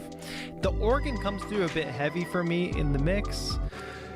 It occupies a lot of space, and I think from section to section, the organ probably shouldn't be the same level. So for instance, in a section like this, nope. In a section like this, with just more going on, I think we can pull back on the organ's level a bit. But then when we get to here, it's one of the only things happening, but it also feels like it's conflicting with the voice at a certain level too. So just be careful. I would do some automation on some levels. Make sure what you want the listener to hear is the loudest at that given moment, and what elements are supposed to be playing a background role become part of the background and in a given moment. But I think it's a really interesting track. Interesting instrumentation, interesting harmonic stuff. I think the vocal fits, little modal, but I think that's part of what makes it interesting. I don't even know what to call this, but you landed on something cool. I think there's like this kind of smoky vibe to this. I don't know if that's a good word to describe it. Slightly more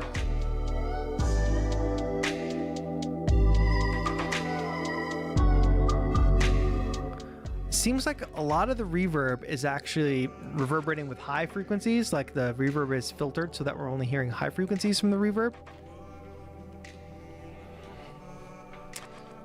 So my recommendation there, this track has like a darker tone, so could some of those reverb tones be darker? That's something that came to mind as I was listening through this. Cool, probably the most unique entry of the day, Arcane Ranger. Thank you for submitting. Up next, a little bit of chill wave from Pilgrim of Light.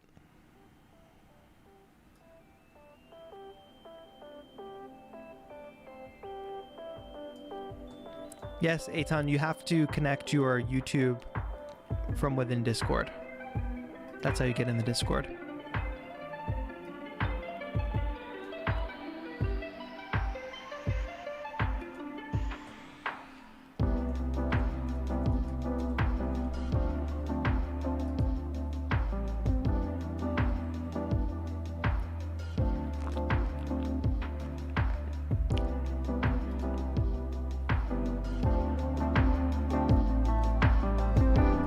First attempt at chill wave.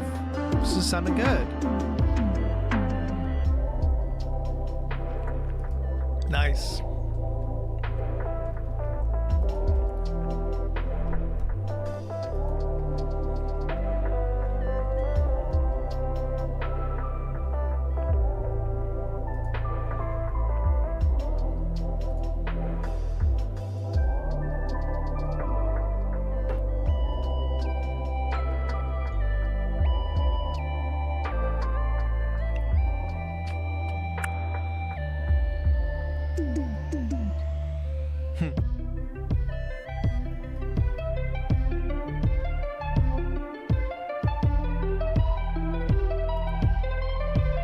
Sounds like the bass is a little bit loud. I do like the bass part, but it sounds like it's a little bit loud.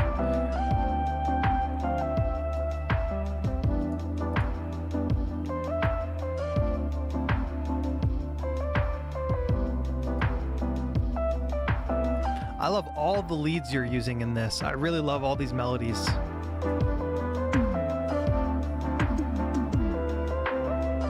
Those toms always come in a bit loud though.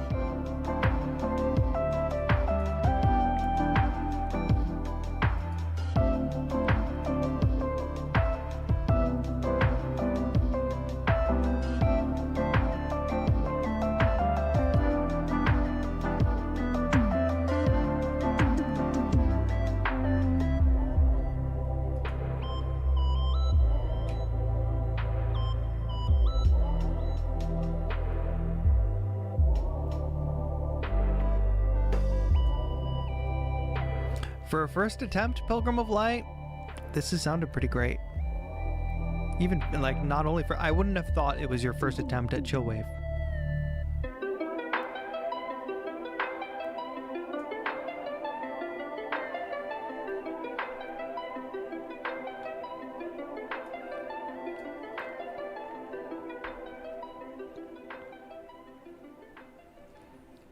Really cool. What do we think? It sounds like a lot of people were really loving that track. Gravity.wave, I think, is a perfect name for it.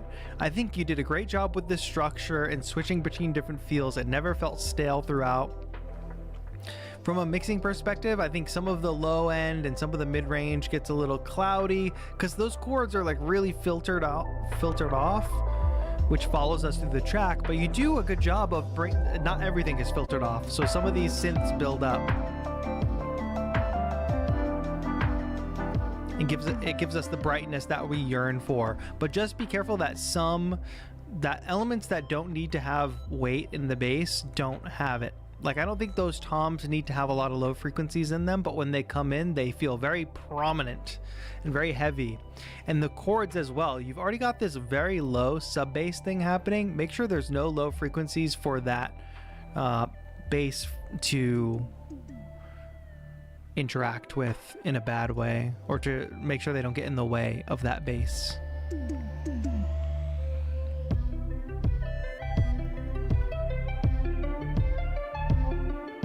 Yeah, and I can tell that if the bass sounds loud in my headphones now, that if you played this in the car, it would probably be blasting. And I think it's probably affecting the overall volume of the track. You can probably get the whole track louder if you pull that bass down. So definitely check it on some robust, a robust system with like a subwoofer and see how that bass comes through. My prediction is that it would be quite loud. But that's a cool track. I would love to listen to more of that, more of this style from you, Pilgrim of Light. Hopefully you continue to make that. Siri, what do you got for us here? Soaring above frozen lands. Speaking of eagles, let me show you all my favorite live stream. Let's check in on the eagles.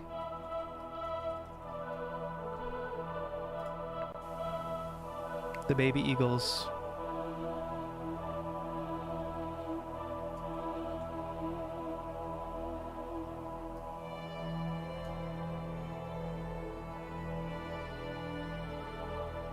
There's two of them.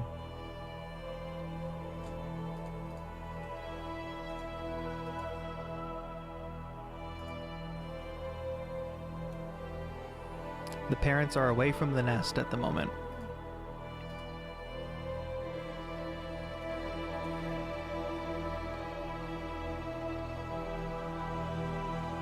I'm imagining we're following this eagle fly across this Arctic landscape.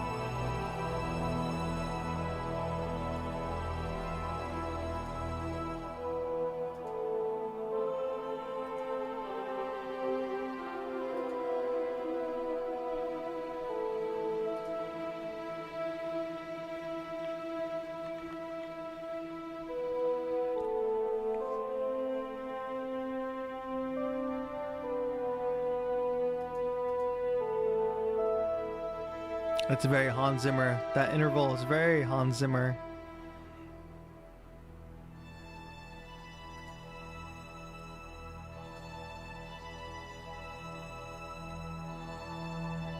Is the picture moving, chat, or am I cooked?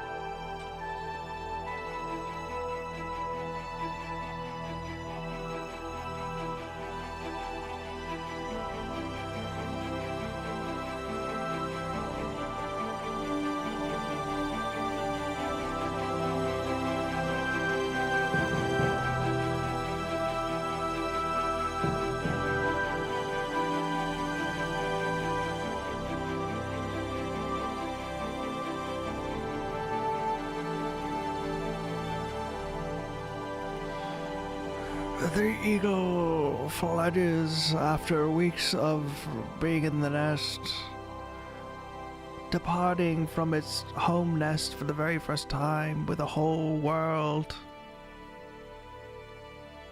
ahead of it. Soaring above forests, soaring above landscapes, now striking it on its own.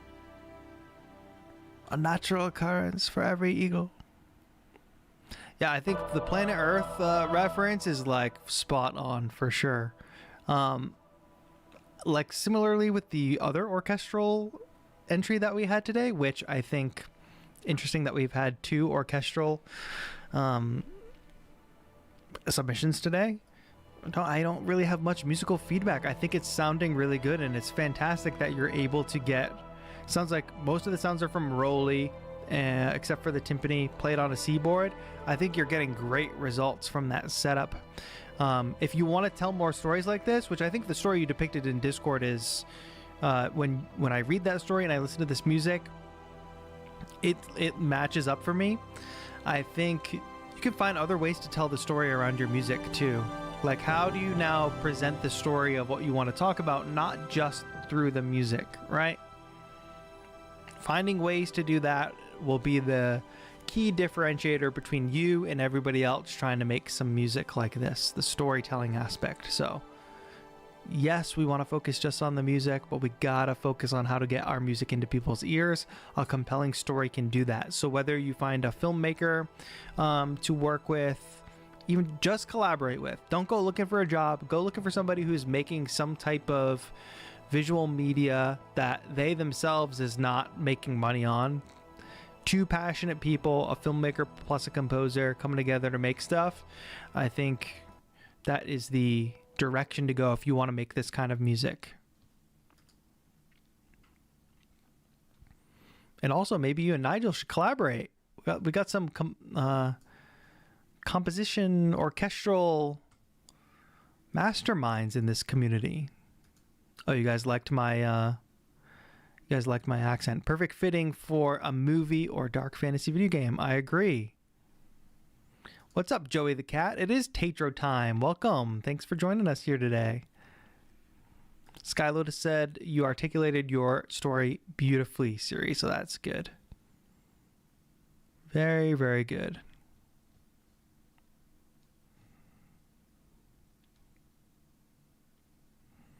Aton asks if anyone else had trouble connecting their Discord to YouTube. So it seems like most people were able to do it. I'm not sure what the issue is, but there's a bunch of links in the description, Aton, there's a whole article on how to connect it and everything.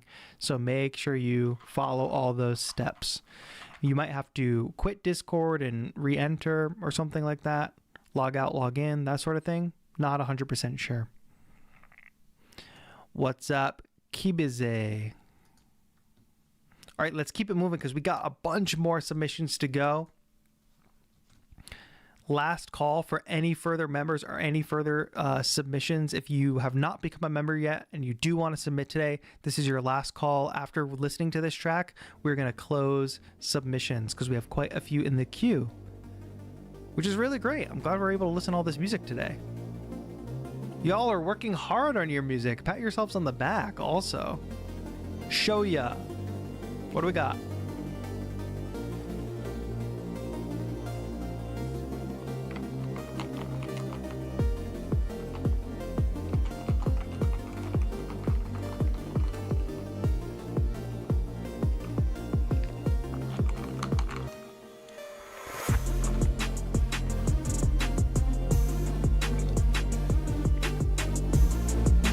I think we need a Shoya and King collab.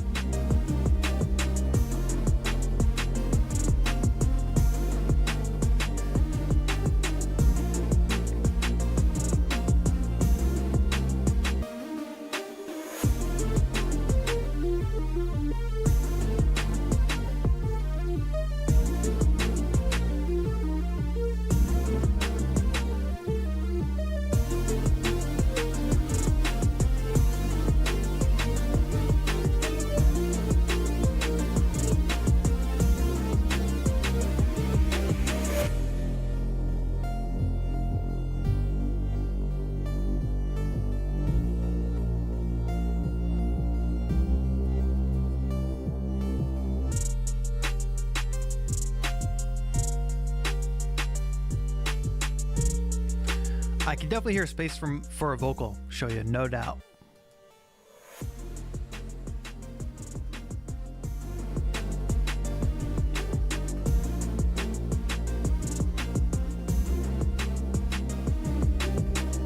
And I'm just reading your message here in Discord now. You're thinking you could find better fitting drum sounds? Nothing stood out to me about the drum sounds at all, really. I don't know if anybody in chat had any notes on the drum sound selection, but it all sounds like it fits to me.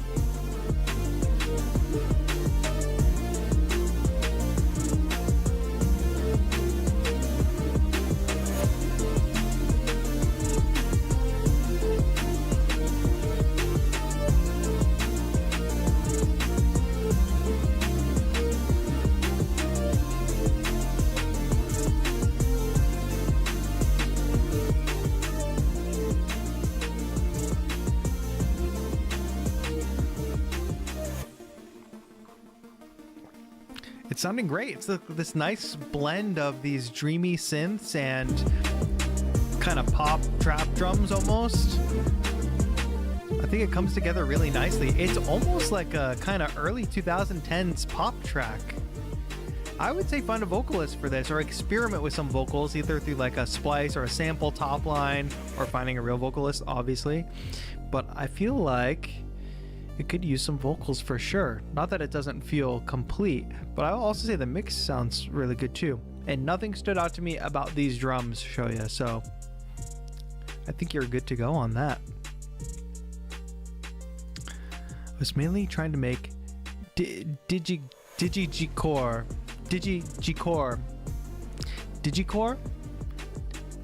D-Gig Core.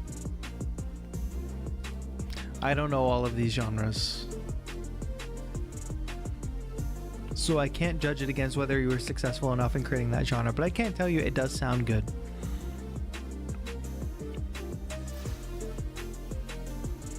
But cool, I like this track. Digicore. It sounds good. Yeah, it's kind of, to me, sounds like early 2010s pop music, which I think is coming back. So I don't think there's much more work to be done on it, honestly.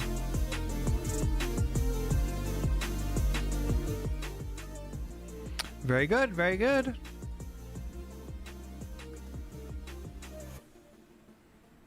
Apollycus is up next.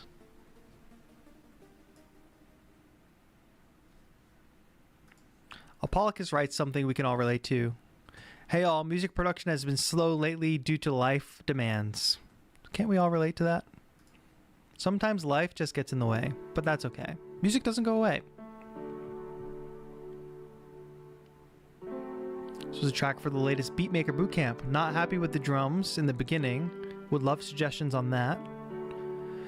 Still want to thread vocals into this, but that is a ways down the line. Thanks for listening. All constructive criticism appreciated. Let's see if we can give some feedback for Apollycus.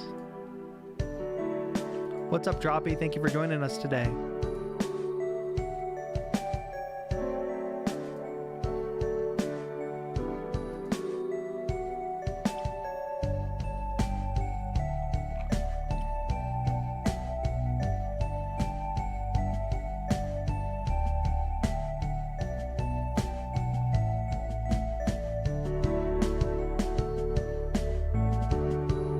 The snares are sounding great and natural in this.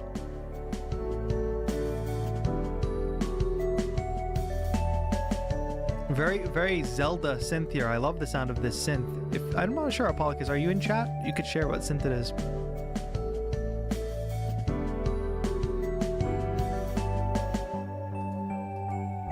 Cool.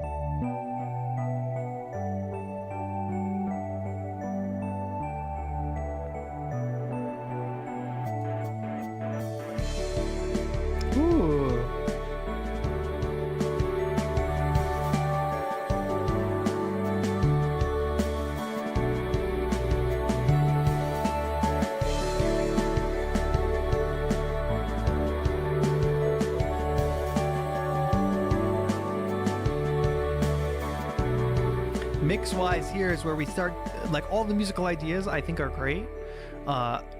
Mix-wise in that section, the bass or pad, I wasn't sure, it was way too loud. Drums were a little bit soft as well. I think they were being overpowered by that other instrument.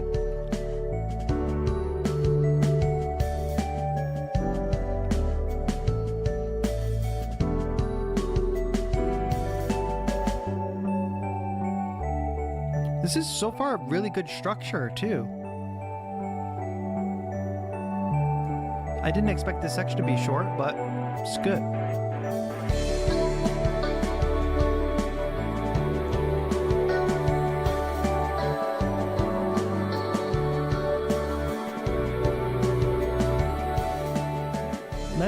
Nice kind of the Cure guitar tone. That's sounding great.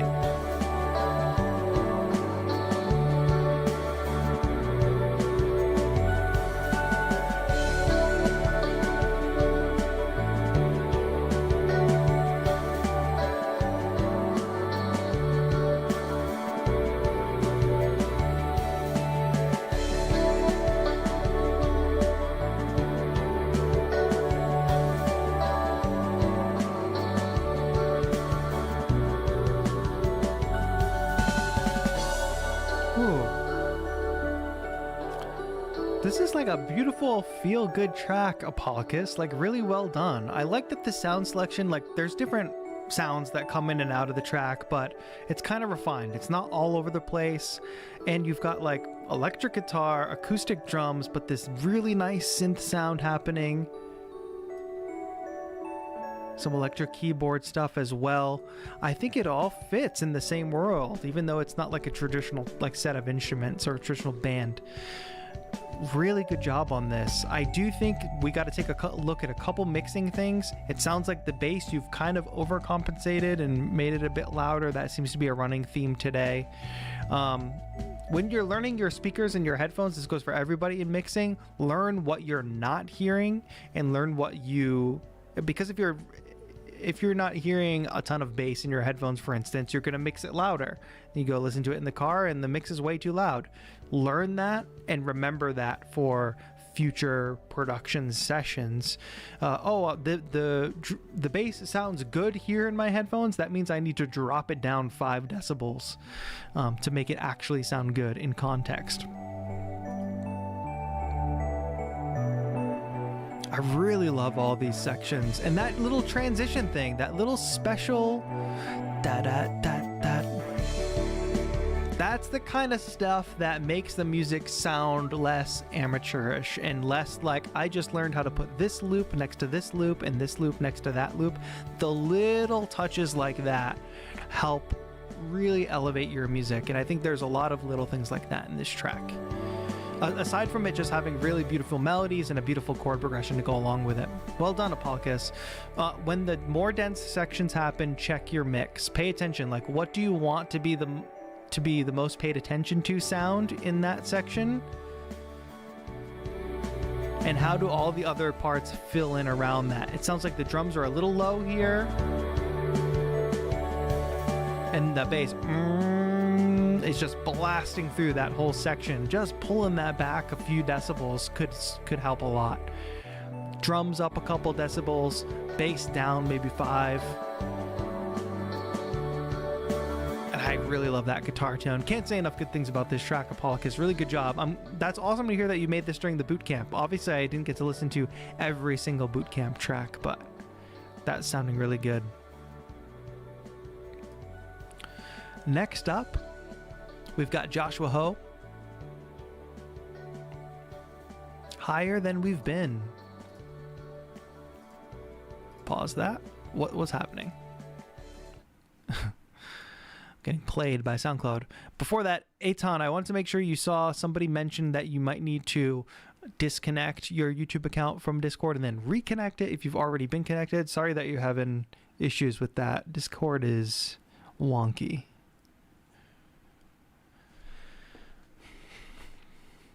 Tabe says there's a lot of talent in this community. Is inspiring and intimidating? No, don't be intimidated. It should just be inspiring. Everybody's in their own place doing their own thing. We should use that. You should, if you feel like you're a part of this community, which everybody who's listening to my voice right now is, member or not, you should feel like you're a part of something and feel like, you know, folks out here with their different experience levels, everybody's working at it. So when you're like feeling down, when you're feeling alone, you're working on your music and like, damn, this isn't getting better, I don't feel good about what I'm making, you should remember that all these people from all these different countries are doing the same exact thing. That's the point of this community. And if you think about that, think about somebody out there in a different country in their home studio having that same frustrating moment as you. Like, that's the creative battle that we're all going through at the same time. So just remember that and you won't feel so alone. Then, of course, if you are in the Discord, talk to each other about these things. Just pop in there and be like, hey, I'm feeling this type of way about my track. And don't be like, oh, can you listen to my track and give feedback? Just like talk to each other. Like, avoid some of the online tropes of, I made this track, can I just get some feedback on it? Or like really like concrete technical stuff. Talk to each other as human beings too. Like don't feel like you all have to exchange something other than just words. I hope that makes sense. Obviously, feedback is meaningful, and that's why we're doing this here today. But what I mean is, like, we have the ability to connect on a slightly more personal level than just the typical online forum posting. You know what I mean? Anyway, let's listen to Joshua Ho in collaboration with Moon Era, it seems. A Dream Hop release.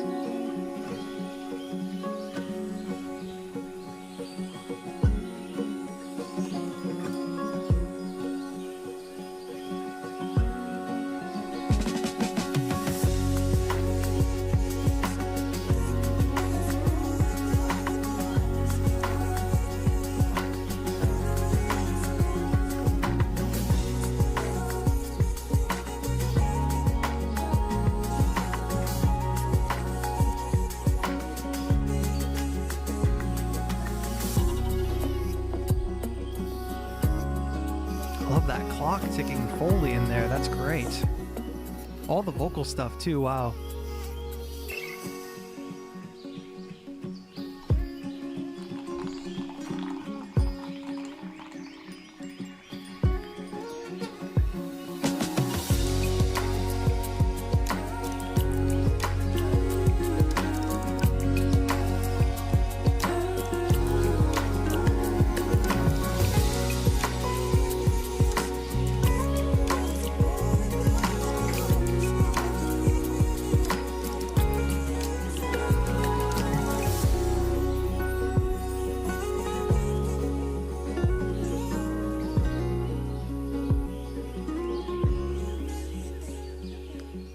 Oh, that sounds really good. What am I going to say about that, Josh? It sounds really good. You described it as lo-fi, but with a nature folk twist. I think if you could lean into that more, I would love to listen to a whole lo-fi with a nature folk twist playlist, which I'm sure probably exists already. But fantastic work, Joshua Ho, as usual. This guitar stuff, I'm assuming the guitar stuff is you, among other things, I'm sure. But it's all sounding great. All of these textures blend so well together. I'm a sucker for good vocal sample stuff, and this has got it, my friend. Thank you for submitting that track. It's feel good for sure.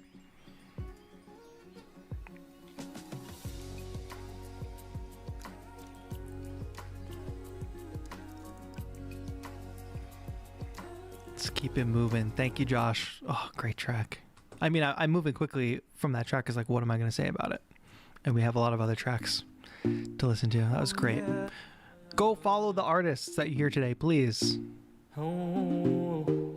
What do we got here? Another Peter.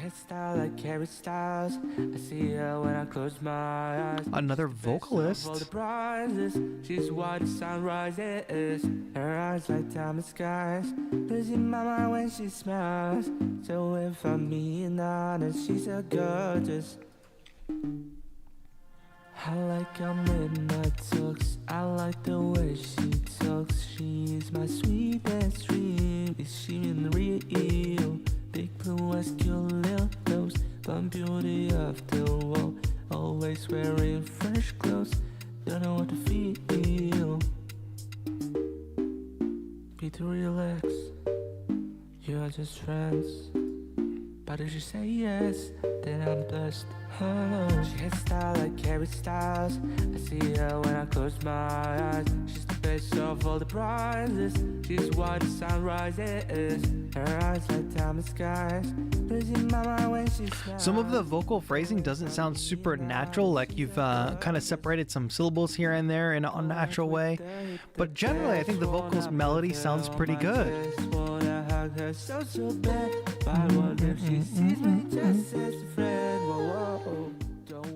Oh, and I see that it says first demo here. That makes a lot of sense to me. This just does sound like a demo vocal. It doesn't sound like a finished vocal.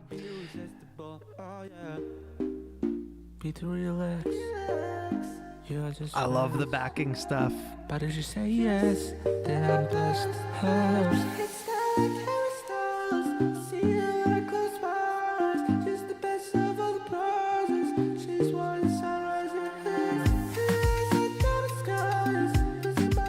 Cool.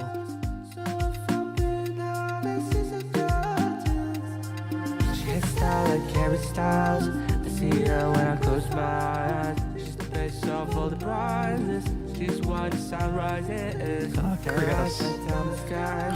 Losing my mind when she smiles. So if I'm me and it's overall, it's a feel-good song. Another Peter who used to be Weird Peter. It's a feel-good song. I think the vocal production needs work as well. That's the big thing that jumped out to me. Sounds like there's a bit like sunrise is. That's what I'm talking about like broken syllables kind of sounding unnatural. But vocal production wise, I think we need some EQ on the vocals. I'm hearing some of those plosives come through, so I'm hearing like a lot of that really low end that can just come right out of the vocal. It also sounds like you're very, very close to the microphone. I would back up at least like a fist's length.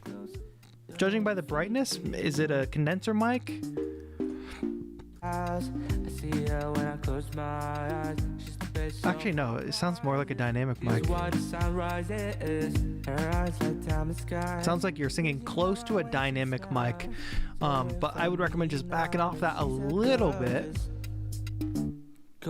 and really refine those vocal melodies and phrases. I know this is a first demo, so it sounds like that. It sounds like you're still kind of finding your way through the vocal.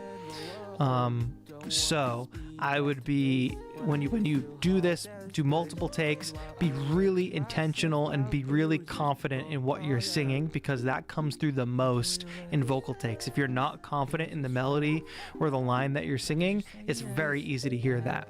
So lock in your melody, lock in your vocals, and just sound confident when you record it officially.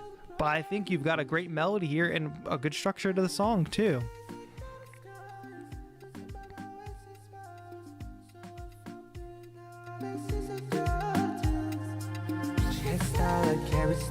And you're doing a good job with the vocal layering too, the call and response, sort of ad libs, and then layers like it is here. $30 USB mic. Hey, you're making that $30 USB mic work, my friend. Just try to back off it a little. It's crazy what you can do with a $30 USB mic. Good job, good job. Electric says, I really like your song. Keep cooking. I would love to hear the official version. Very, very cool. Very cool. Yeah, y'all. And if you hear people who are making similar music to you or music you would like to be making, chat with each other in Discord and see if you can come up with we're watching Espa now.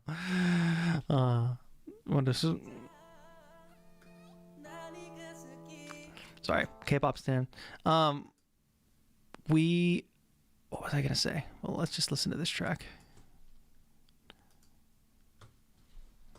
Oh my gosh, Karina, that's it. YouTube Shorts. Oh, what I was gonna say is Tixisto reminded me, and being in YouTube Shorts reminded me that we could. I wonder if this year's Beattober we should make YouTube Shorts the main platform. That's just something I'm thinking about. Not that we wouldn't still post on Instagram, but I wonder if Shorts should be the main platform. Looking for your opinions on that in chat. All right, Frog Hat Man has returned. We'll try not to scroll. This week, I have mostly been eating.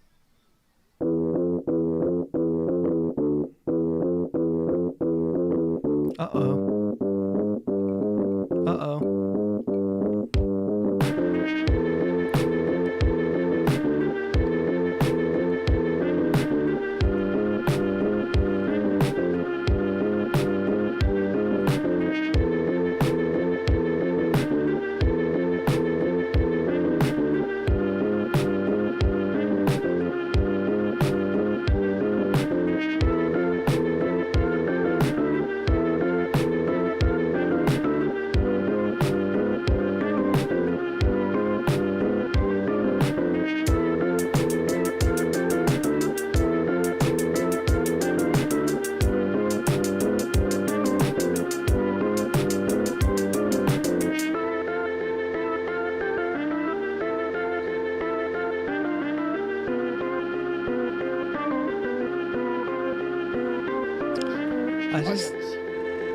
Yes, you've been eating onions. We got that. I just feel like, Tixisto, you have a creative vision. You execute on that vision, and you make exactly what you want to be making. That's what I think. I think your creative vision is uniquely yours. It is not adhered to any trend. It is not adhered to any algorithm. It is simply your vision. If I had one piece of advice for you, Tixisto, it would be push the absurdity further. You're not going far enough. Push it further. Also, do you grow onions? It's just a question. Thank you for that. It's been a long time since we've seen the Frog Hat Man. The Frog Hat Man. Everybody sees the Frog Hat Man in their dreams. At least once. French house vibes from Astroit. Oh, that sub is coming through in my brain. Oh. Ooh. It's floating around me.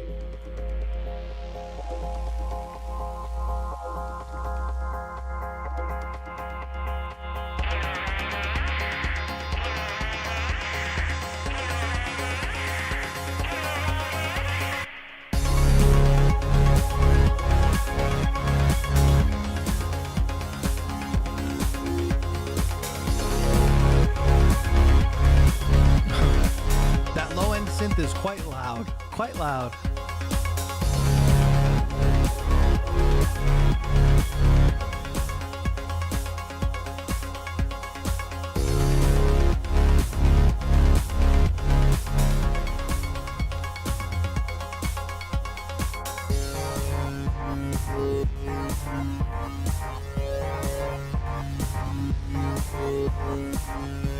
What kind of transition situation here?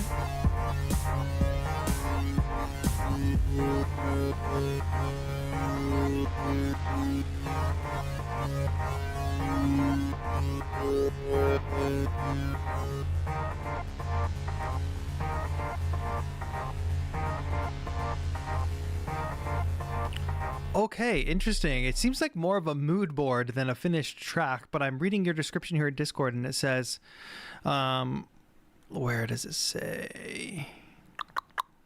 I have a feeling right sounds. It's a solid intro followed by some section ideas. That is for sure an accurate description of this. The intro is beautiful.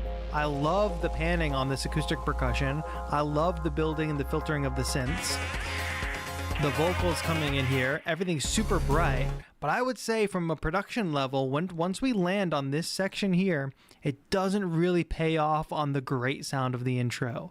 So you want to be careful of that. It kind of was a little bit of a letdown landing here with it just doesn't feel like the mix was as paid attention to in the rest of the track as it was in the intro.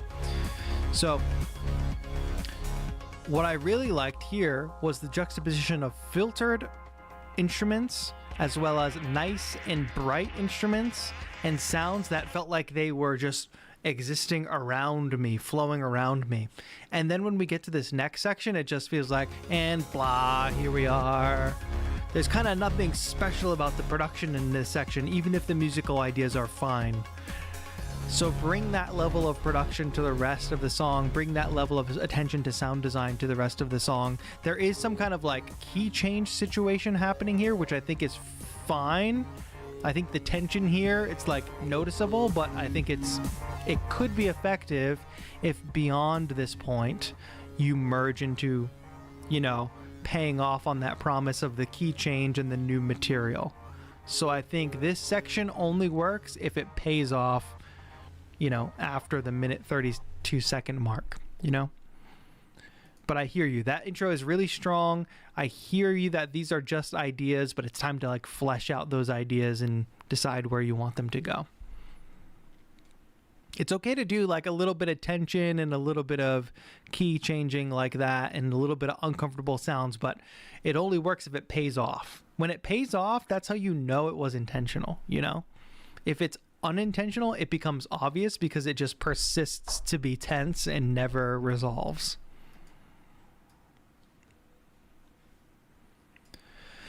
Funky James is up next. 2 years making music, trap reggaeton beat.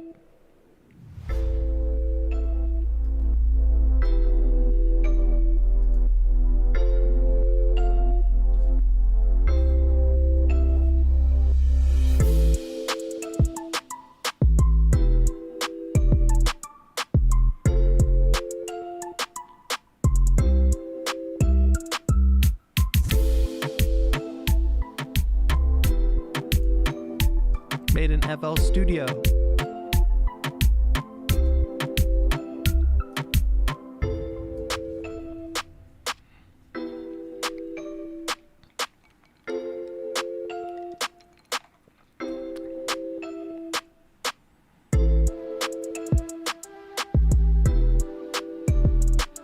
I love that instrument right there. That sort of crackly lo-fi instrument, that's sounding great.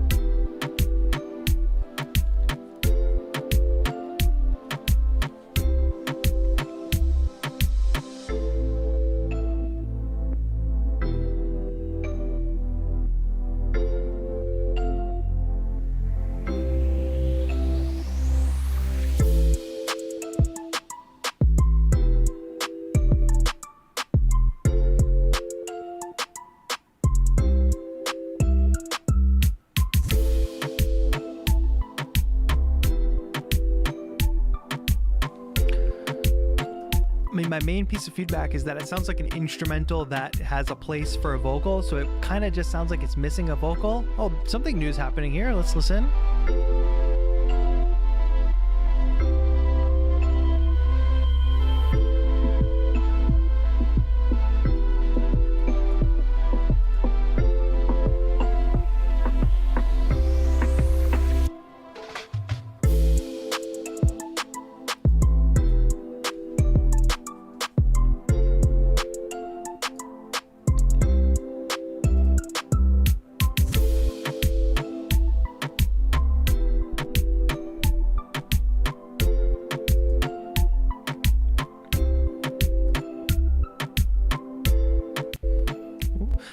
What's happening? Funky Jam, I think it's sounding pretty good.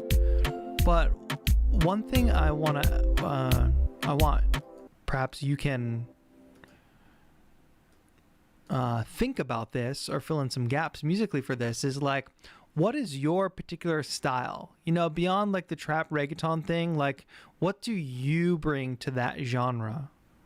Or what do you want to bring to that genre? And what is your unique production style? Because, I mean, amongst any genre, there are tons of producers of every genre, but I feel like trap reggaeton is kind of especially saturated, and it's especially easy to fall into a trap of just like making this kind of music, and it kind of sounds like all the other kind of music. Now, there's points in this where it does actually sound like your unique voice is coming through. This main section is what sounds the most typical to me. But then as you bring in other layers and instruments, like this lo-fi instrument when it comes in, that feels like it's bringing in something new. And then this other section where another synth comes in here,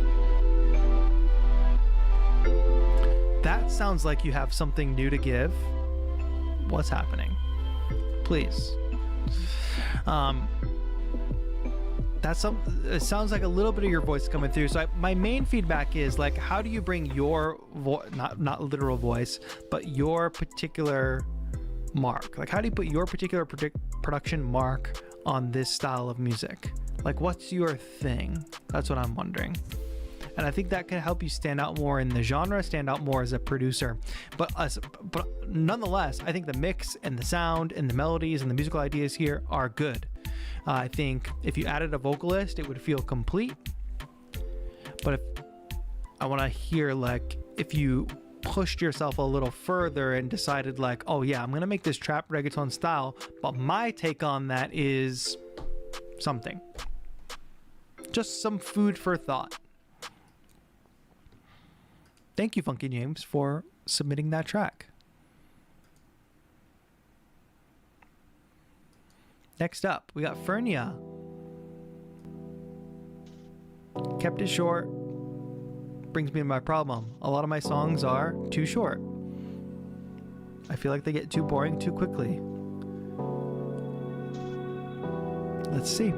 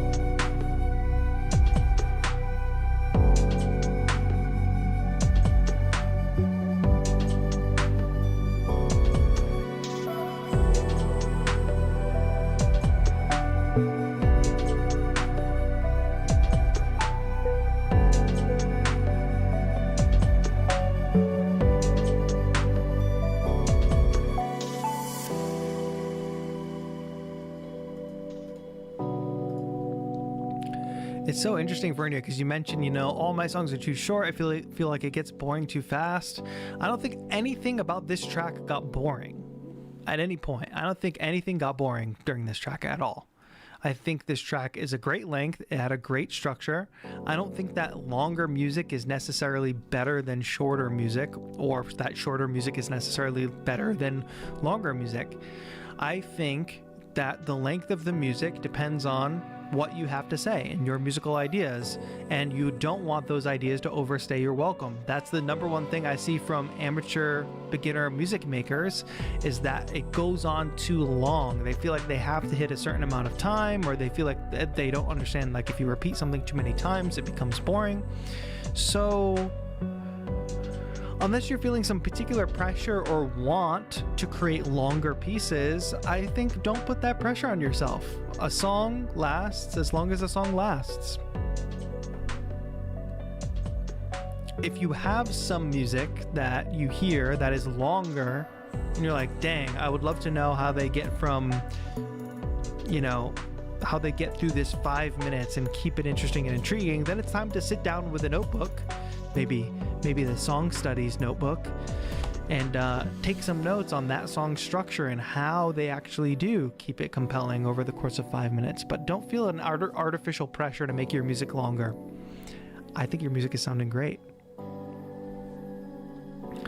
I would say if you're looking to create a bigger body of work, like a quote-unquote longer body of work, produce a few tracks, like think about putting together an EP or an album that tells a story over the course of multiple tracks, rather than saying like, oh, I want to tell the story over the course of a 10-minute track, which is like a challenge in itself. Create multiple tracks that all add up to the same story. Create a world there. Like we've obviously moved so far from albums and stuff, but some people are still making albums, and then I obviously grew up listening to a lot of albums front to back, CDs, or downloading full albums. What happens when you listen to, or when an artist puts together a full album or an EP, is that you do go on a journey. So you have the intro track, which serves a purpose as an introduction.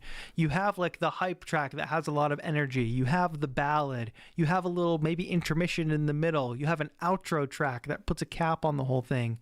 So what we've done now in single culture is we've just compressed that to like every track is the full story.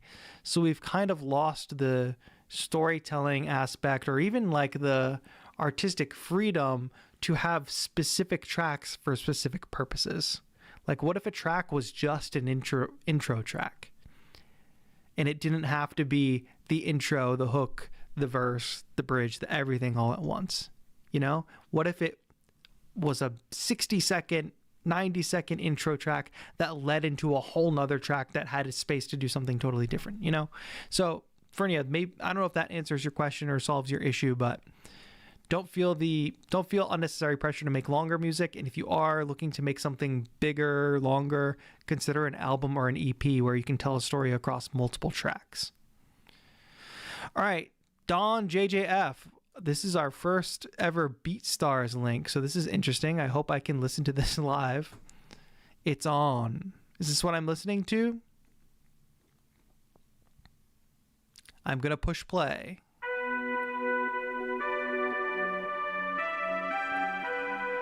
But shout out to you for having your beats up and for sale. I think a lot of you should take a note. No reason, like if you're making instrumentals, put them up for sale. Ooh.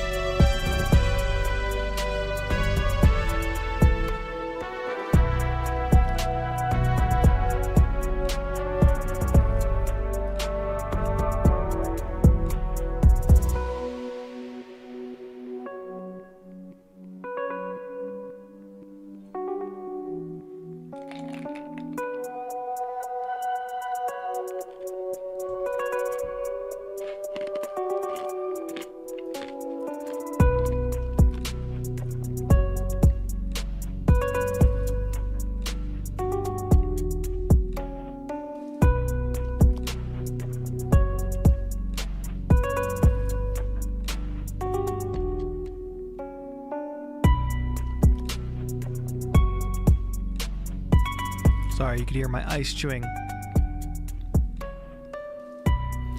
Don JJF, this is sounding pretty good. I wonder like how much selling you do. I wonder if some of those melodies get in the way of some of the vocal stuff, but maybe not. Maybe it's fine.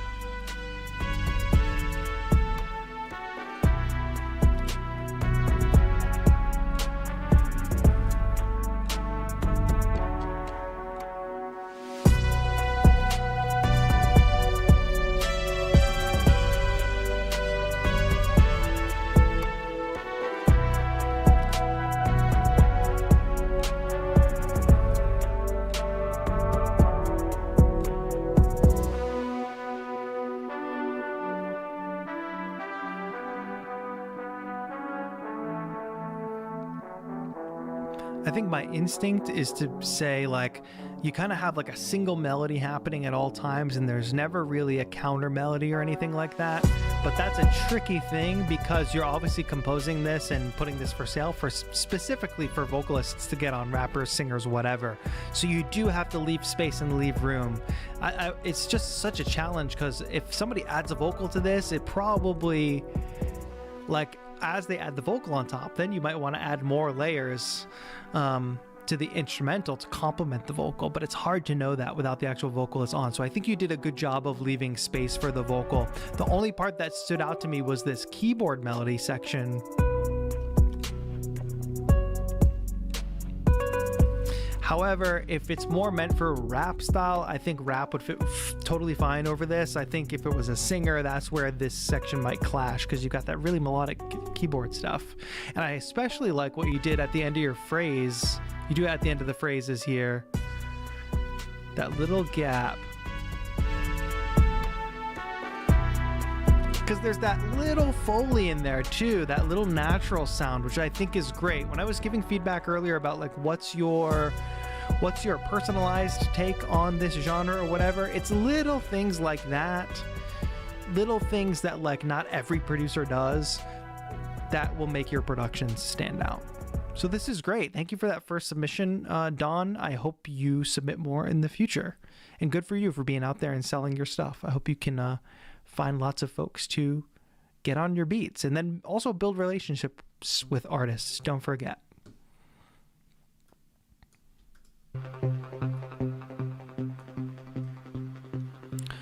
Droppy, first time submitting, so a bit nervous. A couple albums released by DistroKid. Latest album is called Ivisando.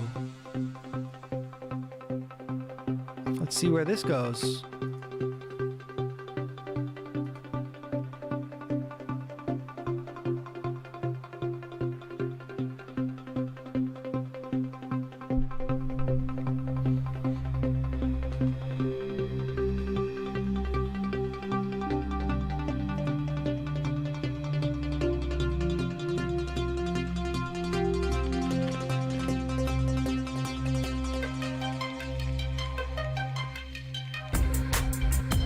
Ooh, unexpected. I love a pleasant surprise.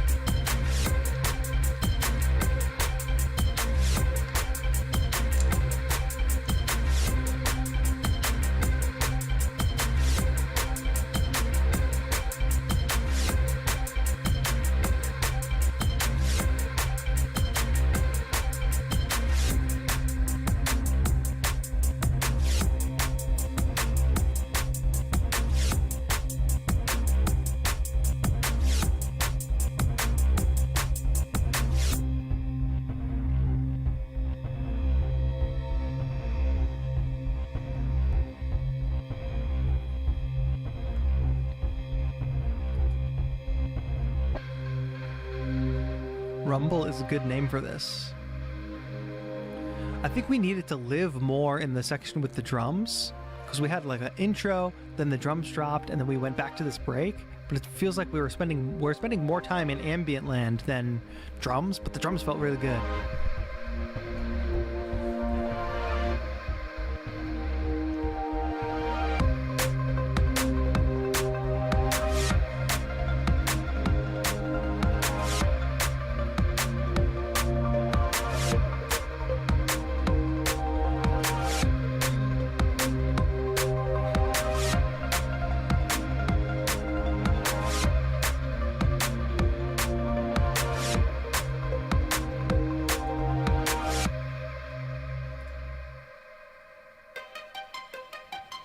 Yeah, the sections with the drums are really oh, sure. Okay, we came back to it. Cool.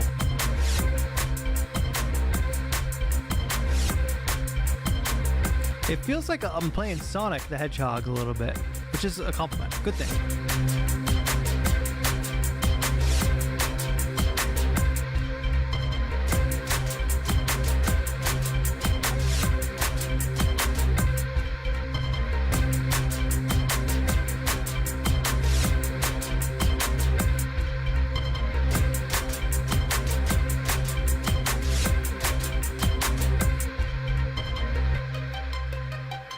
PJ Corto, I think you had no reason to be nervous for your submissions.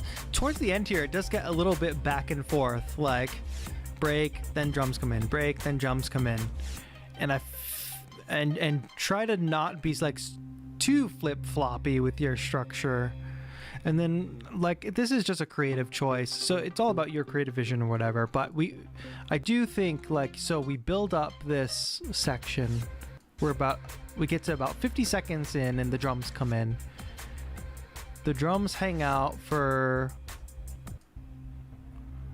maybe 30 seconds, 35 seconds, and then we're back in. So then we're like total, we're getting to about 2 minutes no drums and then back to drums. I mean total. It's just something to think about, and that could be totally intentional. Maybe you want to spend more time in the more open space. I think that's fine. But I think a lot of people will react and be like, oh, the drums came in, it feels good, and then you quickly take them away. Just something to think about. Average Annex says, I might be the only one who likes the ambient section more than the drum section. Yeah, see? To each their own. Would a vocalist fit well with this song? I was thinking about that. I mean, there's a little bit of vocal. There's the vocal being used there. I could definitely hear a top line vocal on this, but it doesn't sound like not in the way that I feel like it needs it. Some tracks feel like they are instrumentals meant for vocalists. I think this track does a good job sitting on its own, and a vocal could potentially fit on top, but not 100% necessary. That's sounding really good. All right, we got 3 more entries before we call it a day. If you've made it this far in the stream, we've been live for about 2 hours, 40 minutes. Hopefully you can give the stream a like. Hopefully you already have. Hopefully you're enjoying the vibes here. If it's your first time being here, I hope you're getting a good impression of our community. We will be live again tomorrow night. We're not going to be reviewing music tomorrow night, but we're going to be chatting. We're going to be making some music, experimenting with Ableton Move, etc. Rube says, thanks for the heads up on the Ableton sale. I think I'm thinking to get a Move plus Live Standard or Suite upgrade. It's a good time to do it. If you check my post on YouTube on the community tab, and if you use my affiliate link for Ableton, it does help the channel a lot. But yeah, Ableton's having a 25% off sale. Oh my gosh, it's so loud. Electrics. This is 7 minutes and 33-second track. What are you thinking? Cool piano stuff.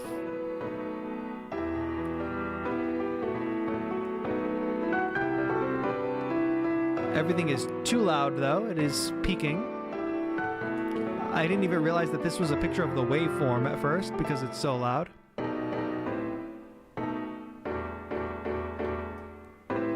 It's a background track for YouTube vids. Okay, that's good context.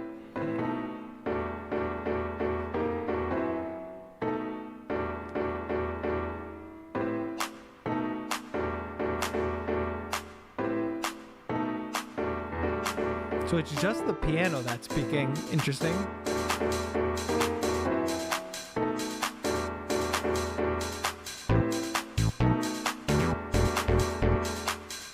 What kind of YouTube videos do you make, Electrics?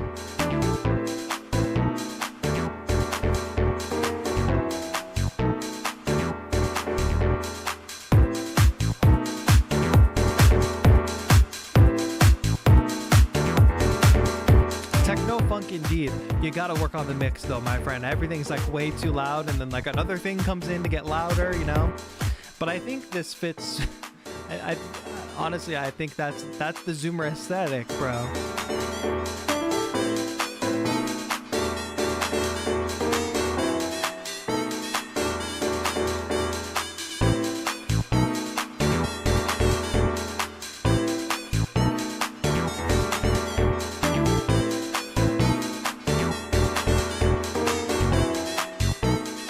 like the bass line.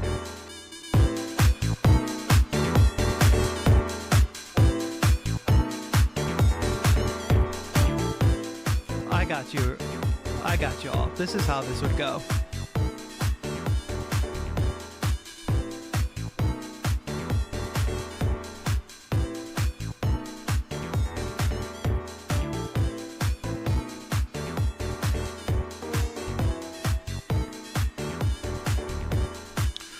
What is going on, everybody? Today we are going to be digging the biggest hole that we can on the Minecraft server. I can't believe that this is what we're getting into today. Make sure to like, subscribe, and smash the bell icon so you don't miss future Minecraft uploads.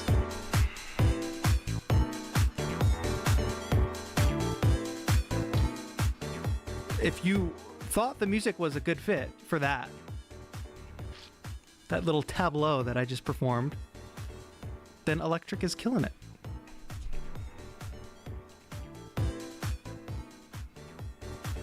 Use rivals. Okay, wait.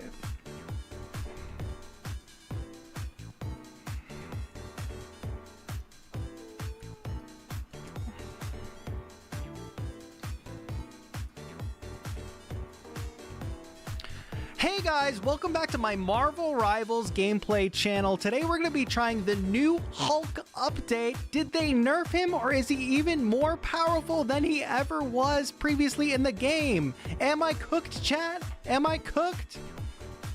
Here we go.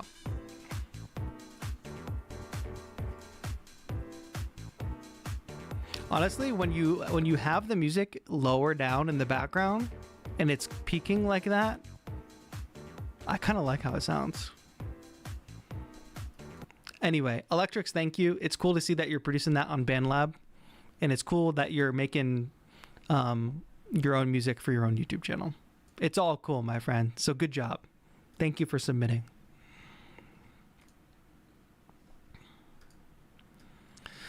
All right, Tabe Comics. Tabe, who had a new release last month, I think, April.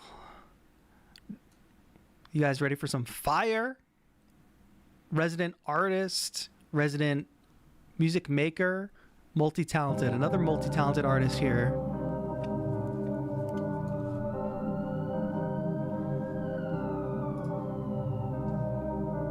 Siempre estuve por debajo de tu sombra. En cada paso solo veías deshonra. Decir lo siento parecía poca cosa. Por las palabras que salían de tu boca. Las sentía como espinas en mi mente. Por mucho que quisiera lograr reponerme. No importaba lo que pudiera yo ofrecerte. Vives oscuras y no podías ni verme.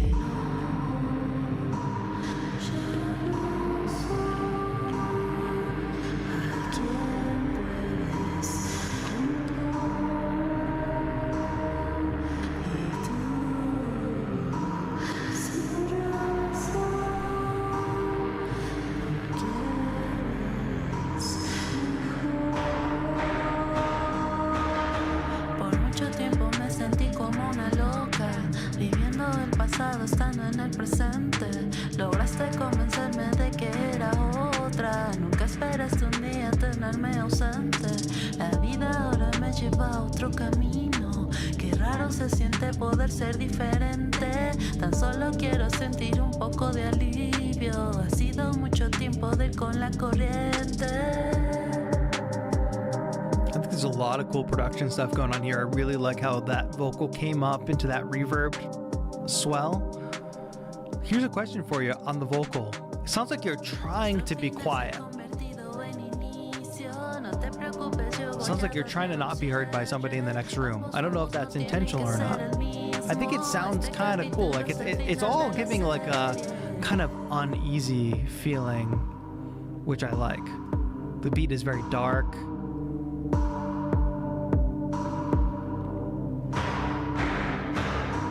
Somebody's banging on the door. So it makes sense contextually.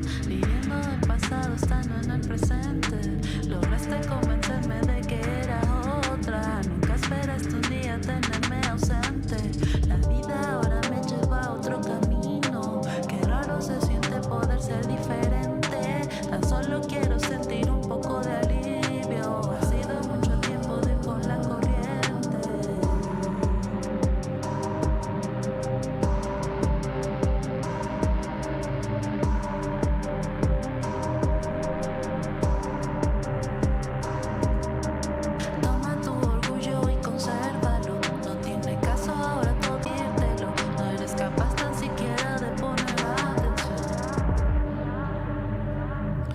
like that the vocals are not hard tuned, because I think a lot of music in this similar style goes for like a hard auto-tune sound on the vocal, but I think like something that's contributing a little bit. Oh, this sounds good.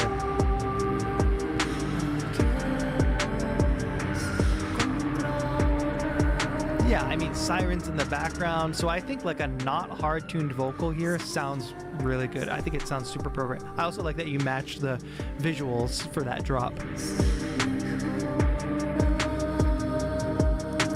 Siempre estuve por debajo de tu sombra. En cada paso solo veías deshonra. Decir lo siento parecía poca cosa por las palabras que salían de tu boca.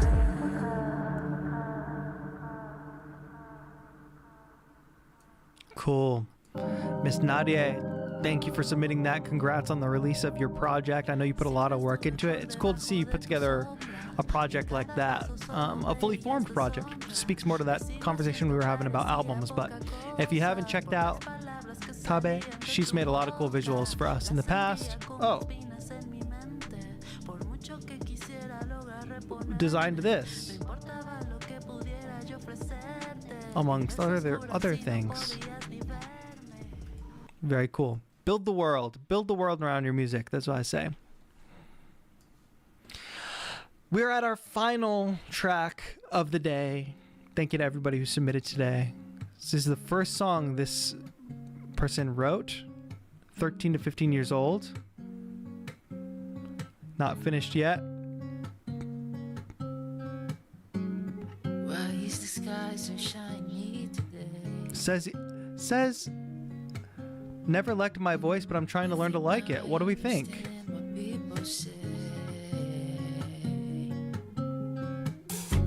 Ooh.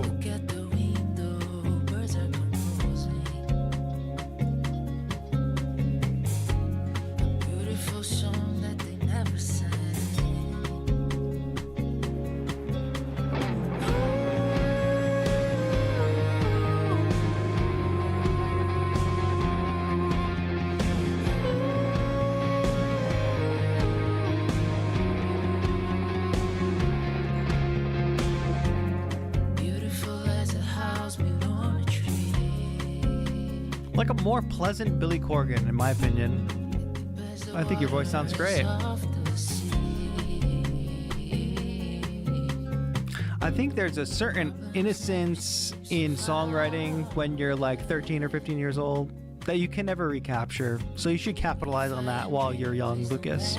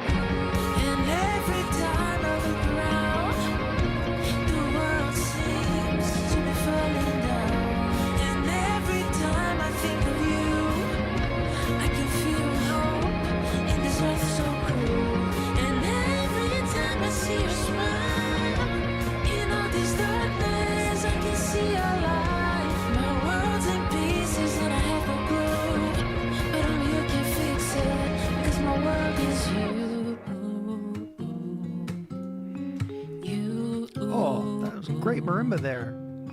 Nice touch. Really strong attention to detail in this. Lucas, this is a phenomenal song. I think you said it's not done yet. I think you should basically consider this song done. I think you should put it out there. I mean, it's out there now. It's on SoundCloud. And I think you should go make more music like this. That's my main feedback. Go make more. Don't dwell on this song that you wrote when you were 13 or 15. Go write more that goes with this. Wislow is digging it. Yes. I think there is kind of like an innocence to it, like an innocence and a fearlessness almost. And you know, this kind of music, I'm not hearing it that often, so Great way to end today's stream. Lucas, keep going. We hope you submit more music like that in the future. We're going to wrap up today, my friends. We're coming up on 3 hours. We did it. A lot of fantastic music, a lot of new community members. Thank you to everybody who hung out and submitted music. And hey, we got Reinhardt Burr in the chat. Well done, guys. Keep it up. Love the vibe to these videos, bro. Thank you so much, my friend. If you all don't know, this guy's got fantastic live looping performances on his channel. I'm talking about like a crazy level of production and musical skill. So go check out his channel. Go type his name into the YouTube search bar right now. Really cool.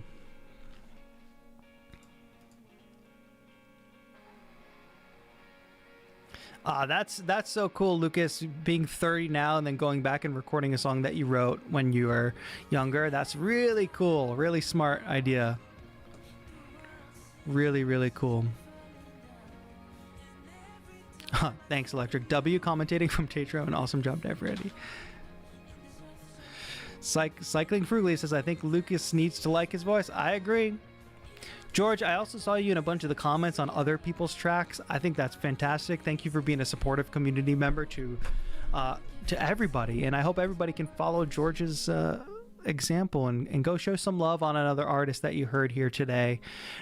If you do want to listen to my new track is called Drift and Bloom. It's in all the places that you want to hear music. So if you need a springtime track in your life, I think you'll enjoy it. It's a good vibe, in my opinion, but I'm biased. Also, we will be live tomorrow evening. So if you want to hang out in just over 24 hours, I don't know where my chat went. Where is my chat window? Where did my chat window go? All right, I've just put the public link live so you can set a reminder, but here's a spam link to tomorrow's live stream. Somebody confirm for me that that link works. Live in 28 hours. You'll see the stream start time in your time zone. You can set a reminder for it and we can hang out. We're going to be talking all about Ableton Move, the 1.5 update, which is in beta. So we're going to be playing with the beta tomorrow, amongst other things. So bring these good vibes over there. Thank you, Electrus. Glad that it works.